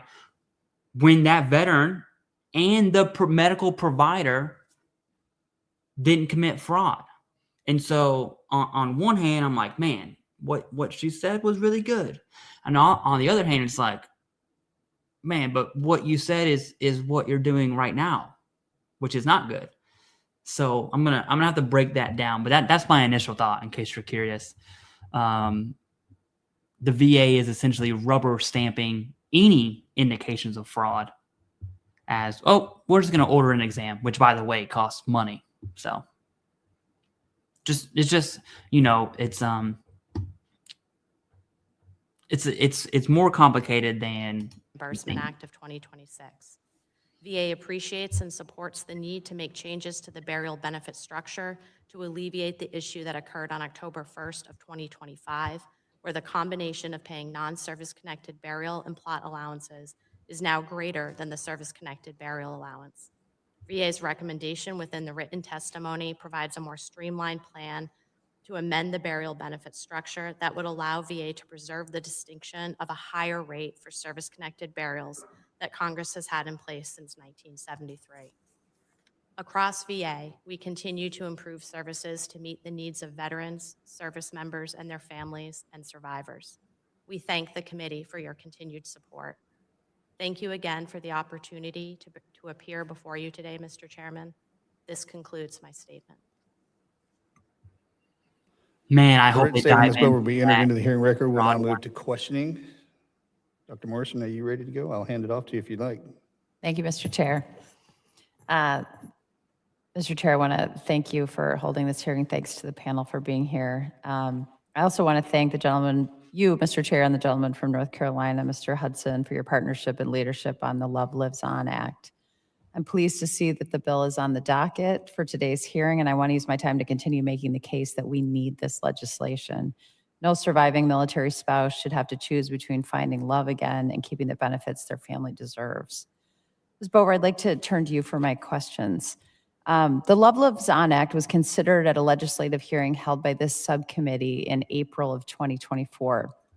During that hearing, VA provided a cost estimate of $327 million over 10 years for Section 2 of the bill, which eliminates the remarriage penalty for DIC. CBO had a wildly different estimate, stating that it would cost around $2 billion. Is VA willing to provide the numbers it utilized to determine its score and work with CBO to provide a more accurate estimate? So the VA is always happy to work with the committee on this topic. We do not have a cost estimate at this time, but we're happy to get that for you when it's available. That would be great. So you'd commit to following up with my team on those numbers? The department commits to transparently sharing the information that we have as soon as we can. Thank you. VA's testimony states that disability and indemnity compensation payments are designated for individuals who have lost financial support due to a spouse's service-related disability or death. It also states that if the surviving spouse remarries before age 55, this financial need is no longer considered to exist, thereby altering the initial intent of the law. Ma'am, what changes at the age of 55 for a survivor to suddenly need this financial support? And how is this situation different from someone who's, say, 32 or 52? Beautiful question. When you're 56, why is it that you can remarry and keep the benefits? Don't make no sense. Thank you for the opportunity to clarify our position. So the previous administration, there's been a change in administration. And after reviewing the legislation, we've recognized that there's different complexities this may impose on surviving spouses for the benefits both within the VA and in other areas of federal agencies. So the remarriage restrictions are not unique to VA. Leaving aside the financial. What?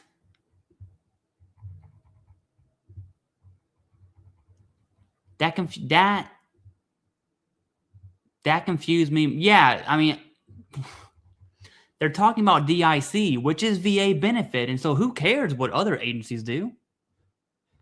Raider HQ, thank you for hopping in. Appreciate that. Looking forward to our live here at some point. I need to schedule that. It doesn't matter what other agencies do. It matters what the VA does because you represent the VA. So Need and earning potential. We're also talking about people who suffered unimaginable loss, right? This is about following through on the promise we made to our service members, veterans, and their families. We owe survivor benefits to men and women who have tragically lost their loved ones in service to their country. And it's not right that we take them away if they find love again too soon. Ms. Bover, beyond the economic factors, do you think there's some moral imperative to protect survivor benefits for those who remarry before age 55? So VA supports survivors getting remarried. When we reviewed this legislation, what we found was it created inequities not only within our own programs within VA, but also across other federal agencies. And I think it's important to know that I myself am a veteran, and the VA supports taking care of survivors and their families. I've been in this role about 3 months, and just in those 3 months, I have made an effort to understand the issues that face survivors. I've set up meetings with the Office of Survivors Assistance, the Tragedy Assistance Program, and just since this fiscal year, we have decreased the inventory of DIC claims by 34% and our average days pending by 40%. We are making survivors a focus, and with this legislation, we would be happy to work with the committee to address this more holistically while considering these secondary effects this legislation would have if enacted. In her defense, Congress has to pass this bill. House, subcommittee, committees, House, Senate, sign into law. So in her defense, her opinion doesn't really matter. And it's really on the shoulders of the House and the Senate and the president. But I don't think she never answered the question of why does it matter if someone remarries before they turn 55, right? One final question. In previous testimony, VA supported the Love Lives On Act with amendments. This Congress, the bill was amended to include some technical fixes identified by VA in 2024. What has changed for VA to go from supporting the removal of remarriage restriction requirements for surviving spouses to now opposing the bill outright? I can answer that one. Money. It's money. Okay? It is money. With the change in administration, again, after we reviewed the legislation, we found that there would be some inequities caused within some of our own survivor programs within the VA and also across other federal agencies. So for example, survivor's pension, if a survivor remarries at any age, they lose that benefit. And it also affects other federal agencies such as TRICARE, the Survivor Benefit Plan, Social Security. So those remarriage restrictions are not unique to the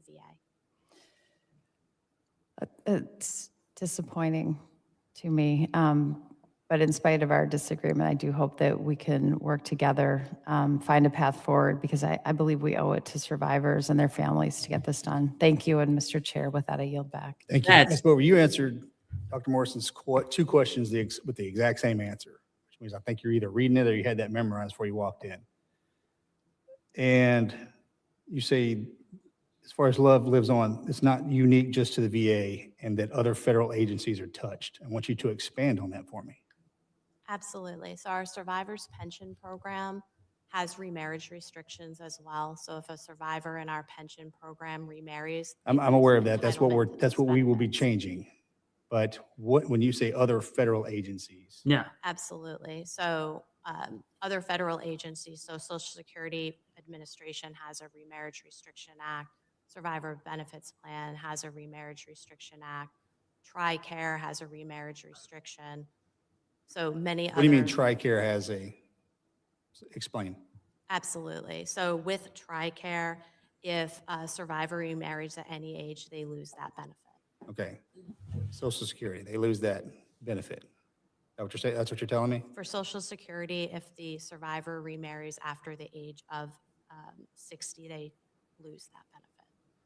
So because other federal agencies, Social Security and TRICARE, have this legislative requirement, the VA as a whole is stating that it will not support a young lady or a young man remarrying under the age of 55 and keep their benefits because other federal agencies have that legislation or have that regulatory clause.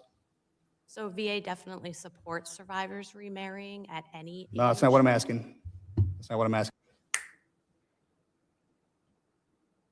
This is why I like Luttrell, okay? She tried to skirt around. Mm-mm. At all, because we want the age to be under 55. But from what I understand from the VA's testimony is because other federal agencies, because it's not unique to the VA, Yeah. it seems like you're playing a chess game with me, and the VA is going to use that Social Security and TRICARE to get out of this. Even within our own department, again, with the survivors pension program, it would cause an inequity. And then also with our home loan guarantee program, it would also cause an inequity within our own department. Explain. So, sure. So the survivors pension program, if a survivor remarries at any age, they would lose entitlement to that benefit. And then there's also a remarriage restriction on home loan guarantee. So they wouldn't be eligible for that VA-backed loan for that But if benefit. we go under the age of 55, they would be eligible.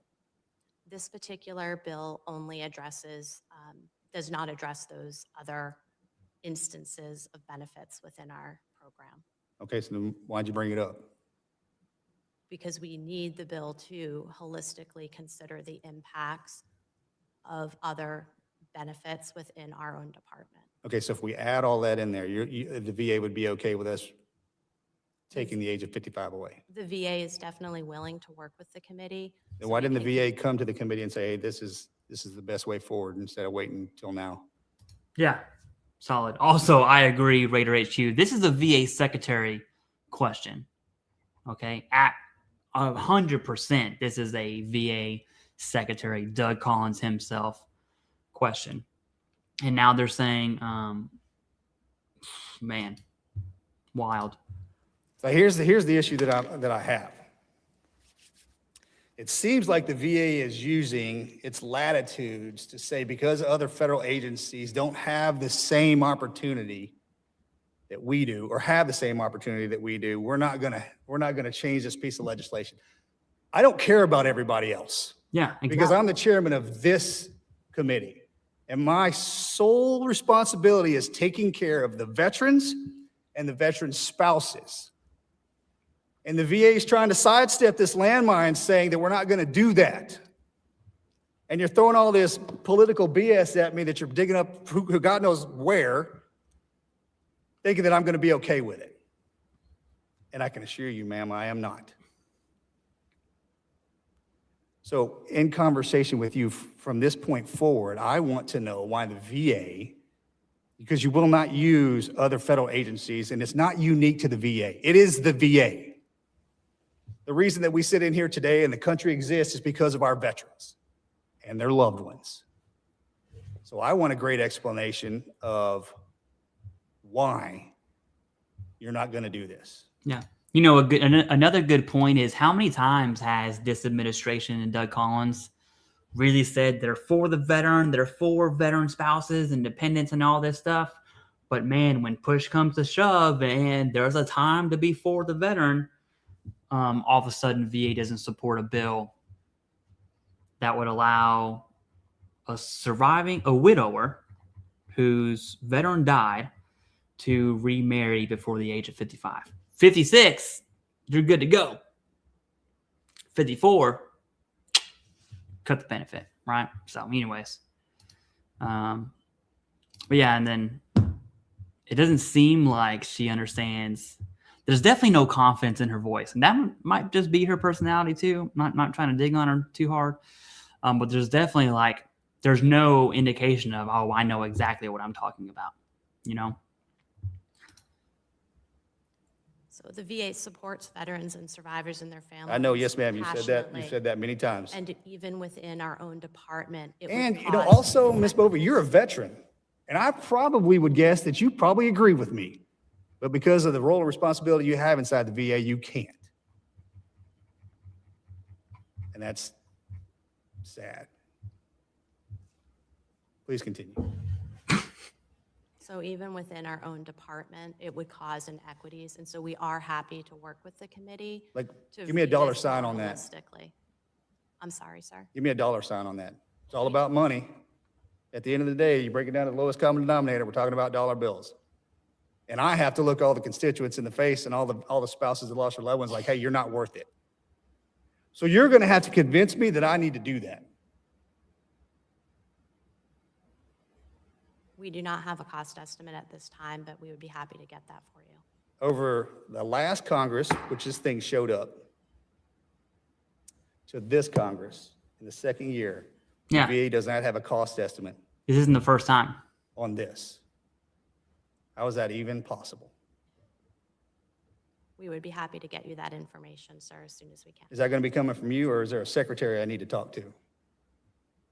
The VA is committed to transparency, and as soon as they have that information, they will get it to you. Okay, you got 24 hours. Does that sound doable? I want all that information in 24 hours from the second that you guys walk out of here. Because if I don't tell you to do that, I won't get it till next year. And unfortunately, I won't be here. Yeah. So you got 24 hours. Get him. Or you could call the secretary and have him call me directly. He should be there, to be honest with We you. will get you the information. In her defense, it is a question for the VA I gave you 24 hours. Period. I'm going to keep going, Doc, unless, Ms. Morrison, you got anything you want to jump on? Okay, I'm going to keep going. Mr. Powers, how does the VA plan to manage the comfort of VA hospital patients who will now see grave sites from their hospital window if VA moves forward with existing expansion plan? Mr. Powers.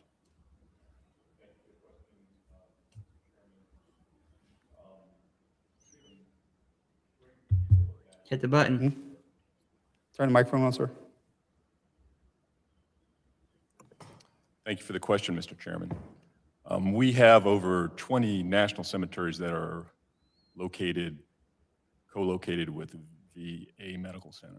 It's a historical, in most cases, it's a historical element that goes back to the 19th century, to after the Civil War. Okay. Keep going.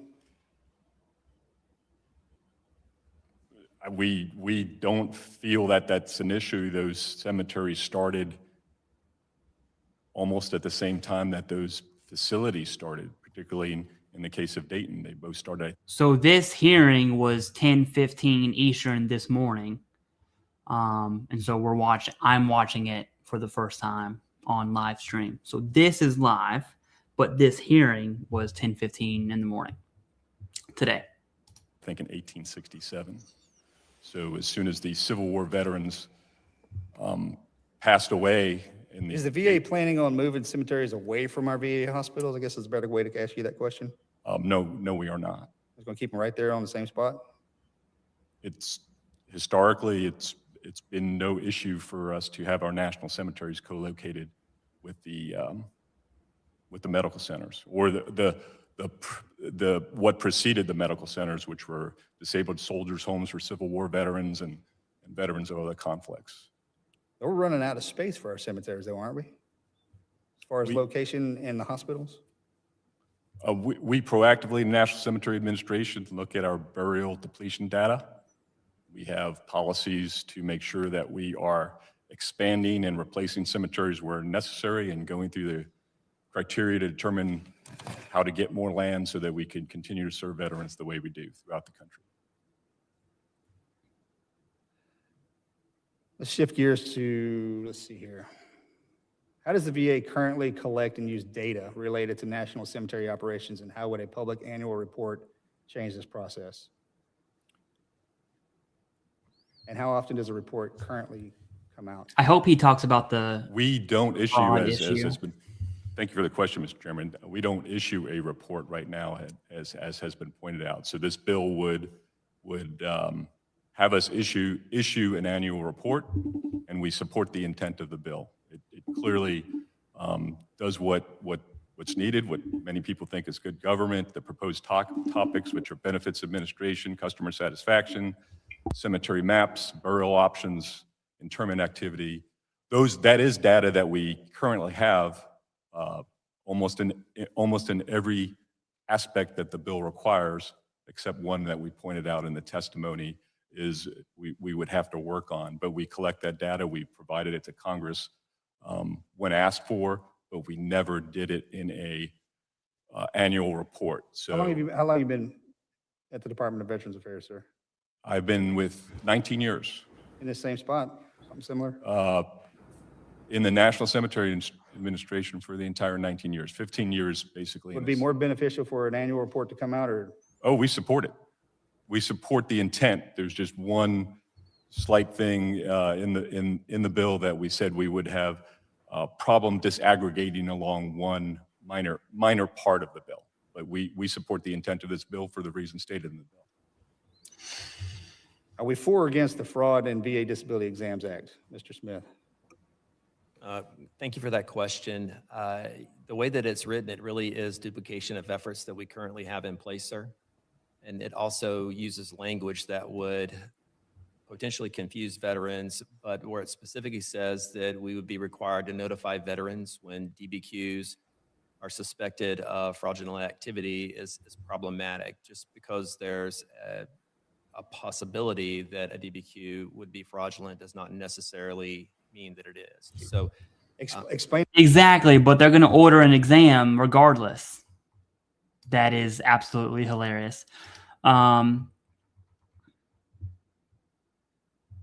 They're not going to let the veteran know, but they're going to order the exam. And so if you submit a private DBQ with your claim and you have an exam, then you know. Me, when you say a fraudulent DBQ, yes, sir. Thank you for that kind question. of walk me through how we've come to that. Mm-hmm. So this is specifically for Yes. public-facing DBQs, so those that are on the web that can be downloaded. Through research, we've determined that there are telltale signs that a DBQ could potentially be fraudulent, such 7 as, indicators, we know this. You could see where the DBQ may have been altered, or the information that's required in the signature block is missing, or the examiner's address is, say, greater than 100 miles away from where the veteran lives. So looking at the Almost verbatim, that comes from the VA OIG report. I think in 2022, maybe 23. I'm pretty sure it's 22 though. There's 7 indicators. He just listed 3 of them. Alteration and more than 100 miles is a big spectrum of fraud. Okay, alteration, fraud. More than 100 miles, telehealth appointments. Hello. You're telling me a mental health DBQ can't be completed via telehealth, although that's what the VA does sometimes. So it's not fair to veterans, and they're rubber stamping indications of fraud, throwing out actionable, insufficient DBQs. Okay, so those potential signs that a DBQ could be fraudulent. Is there a language model inside of our computational system that picks this up, or is this still human touching this? That's a great question. So we've developed a Power BI tool that should be ready this year that's going to be able to analyze a little over 1 million DBQs, public-facing DBQs that have been scanned going all the way back to 2010. So we have a repository.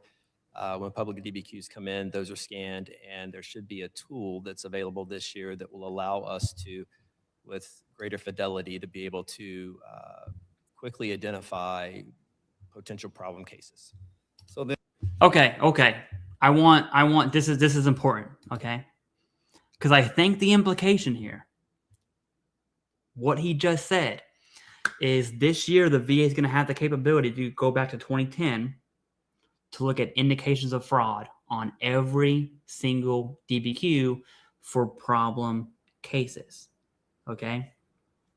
So I want you to think of, I have a lot of cyber experience. I taught cyber operations for the Army, believe it or not, for a few years. I have a degree in cyber policy, so I know a little bit. Not as much as some nerds, but I know enough. To give you an example, if a tool would be able to easily identify things that were copy pasted, and they had the same verbiage, same sentence structure, and they've kind of just, plug the veteran's name here, plug the date here, plug the service here, whatever. That would be super easy to detect. I'm curious as to, and that's like obvious, I'm curious as to what else the tool will be able to detect. But the implication here is the VA plans to go back to 2010, which is,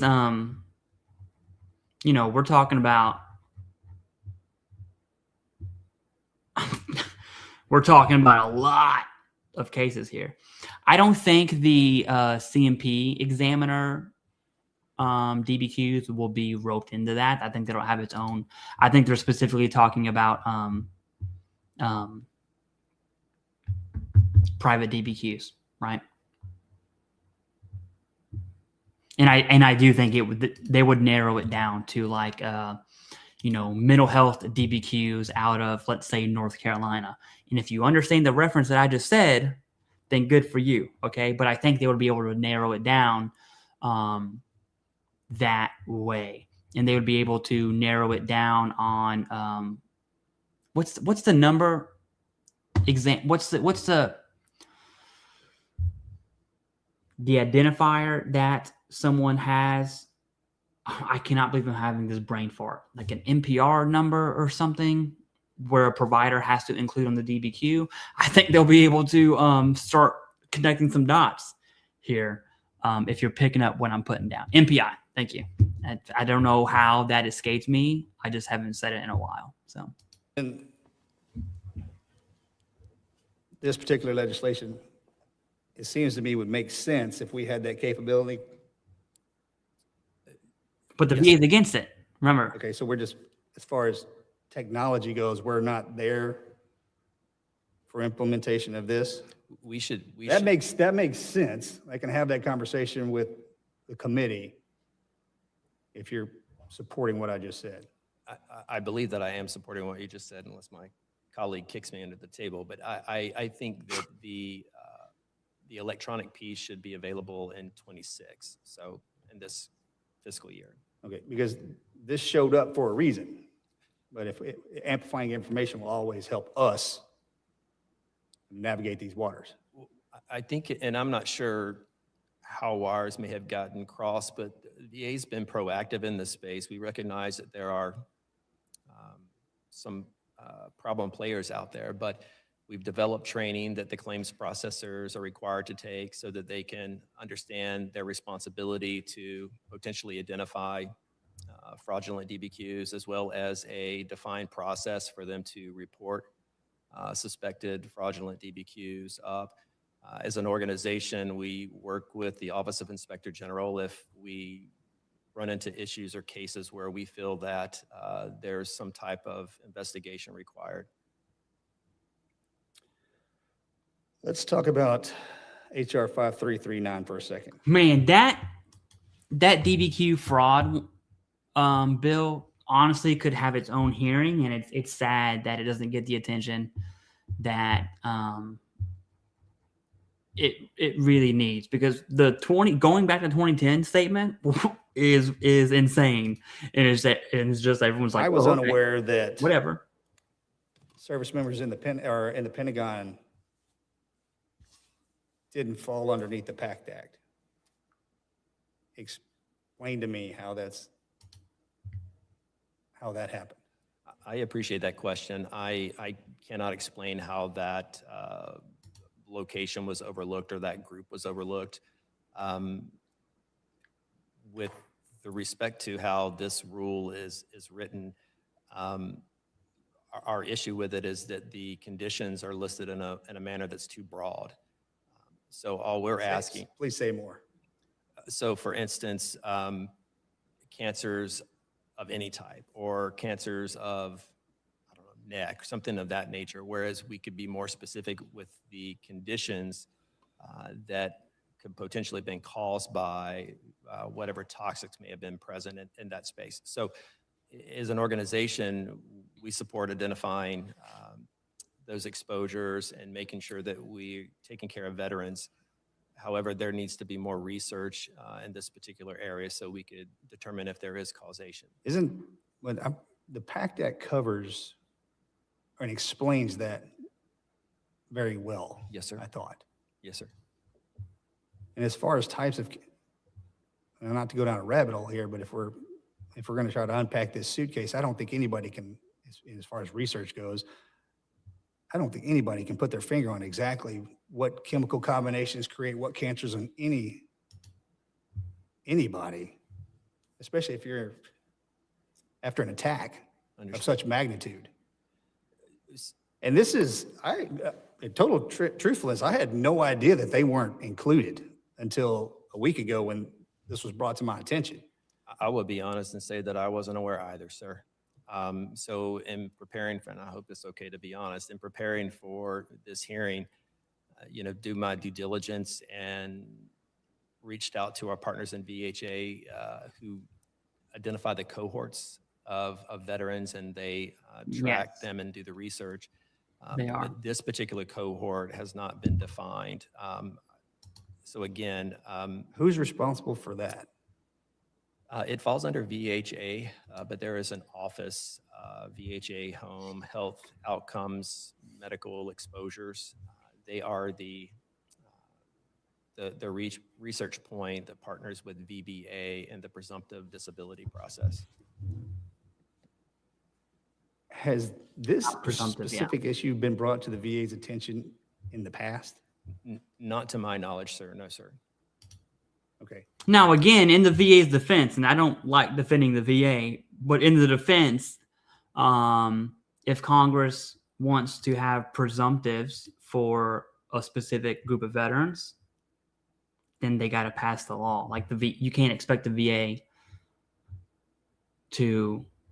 It's not their job. Their job is to follow the law. And so, if a group was put out, it's Congress's job to find a way to make it right. The issue is at the beginning of the hearing, he talked about how they have an issue with funding.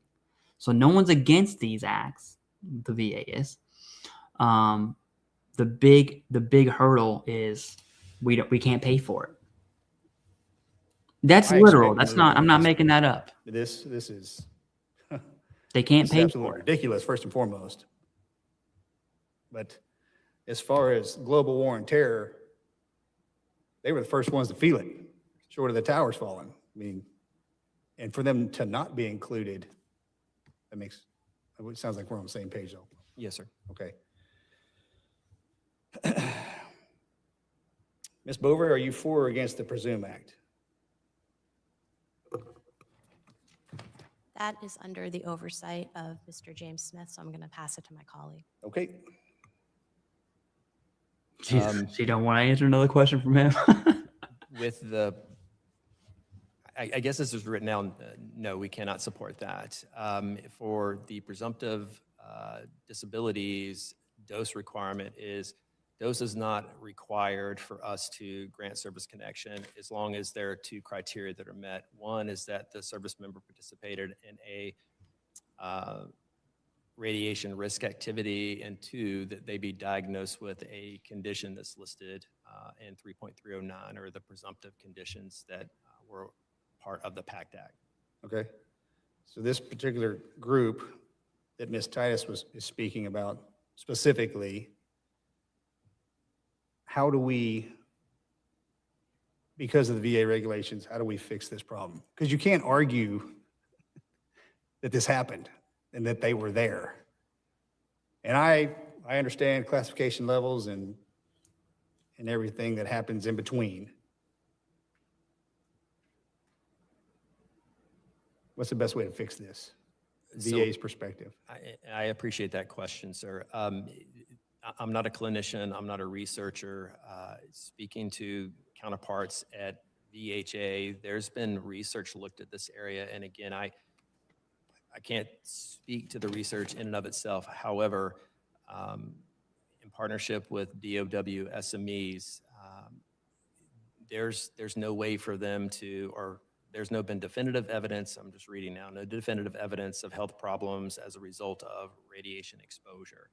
I asked someone to send me that report, but I think that's the issue, is that as it stands, they've looked at this area, but for whatever reason, they've not been able to determine causation.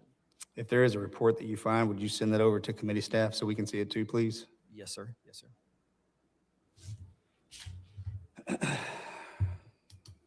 Yes, among many others. I thank the Department of Veterans Affairs for your time today. I appreciate it. As far as this legislation goes, I think that I think we disagree with each other. And it's a shame it has to happen in this hearing, which if we could have had a roundtable discussion and you could have come to my office and reached out to the committee and said, hey, we'd like to sit down and discuss this with you before you show up, I think it would have been a lot more productive instead of me being on send and you on receive. Because at the end of the day, it's you. It's not me. You touch the veterans. You do. And thank you all for your service. And I can wire brush you all day long, yell and scream and ask you. And I don't sit up here and just throw this at you. These are conversations I have with those who put me here. So it is my job to do that. Period. And when we walk out of here, you can either forget the fact that I asked you to do what I asked you to do. In 24 hours, you're going to have that report for me. And I will be calling you tomorrow asking for that report. And you're going to give me the same answer I've gotten since the 3 years and 2 months I've been here. And then I'm going to go home and tell the veterans exactly what you told me. And that's a damn shame. Okay? Veterans should not be caught up in the political bureaucracies of this place. Period. And their loved ones. So thank you for your time.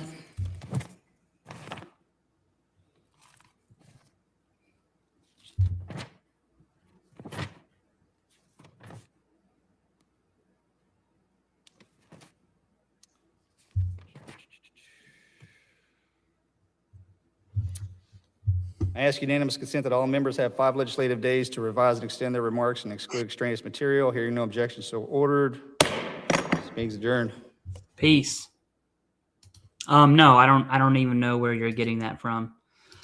Okay, so here's the synopsis. I'm gonna have videos highlighting specific things, but I'll give you my thoughts on this. VA acknowledges that DBQ fraud is a real potential, and so does Congress. That's a real thing. VA opposes the bill, which is weird. And one of the reasons is because they don't want veterans to be lumped into fraud when they didn't commit fraud. However, they will rubber stamp indications of fraud and send veterans to CMP exams, which cost money, by the way. And so they are also labeling legitimate DBQs as potential fraud, which is what they didn't want to do to begin with. So it's just kind of weird. The whole presumptive thing, I think that's a Congress issue. I don't think that's a VA issue at all. And the Love Lives On Act, I think is a huge deal that we're not really giving it credit for. Because the reality is what happens when a widower, their veteran passes away. You know, they grieve, they do all that stuff. Time goes by, they meet someone, they move in together, they maybe have children together, and they do everything a couple does except get married until they are 55 years old plus 1 day. If they're 54 years old, can't do it. But once they're 55, they can get married again. So it's just what a dumb law to have in place, and that should go away. Okay. So that's the synopsis. The DBQ fraud thing is high on my radar, but it didn't really get the attention that I believe it deserves. Anyways, peace.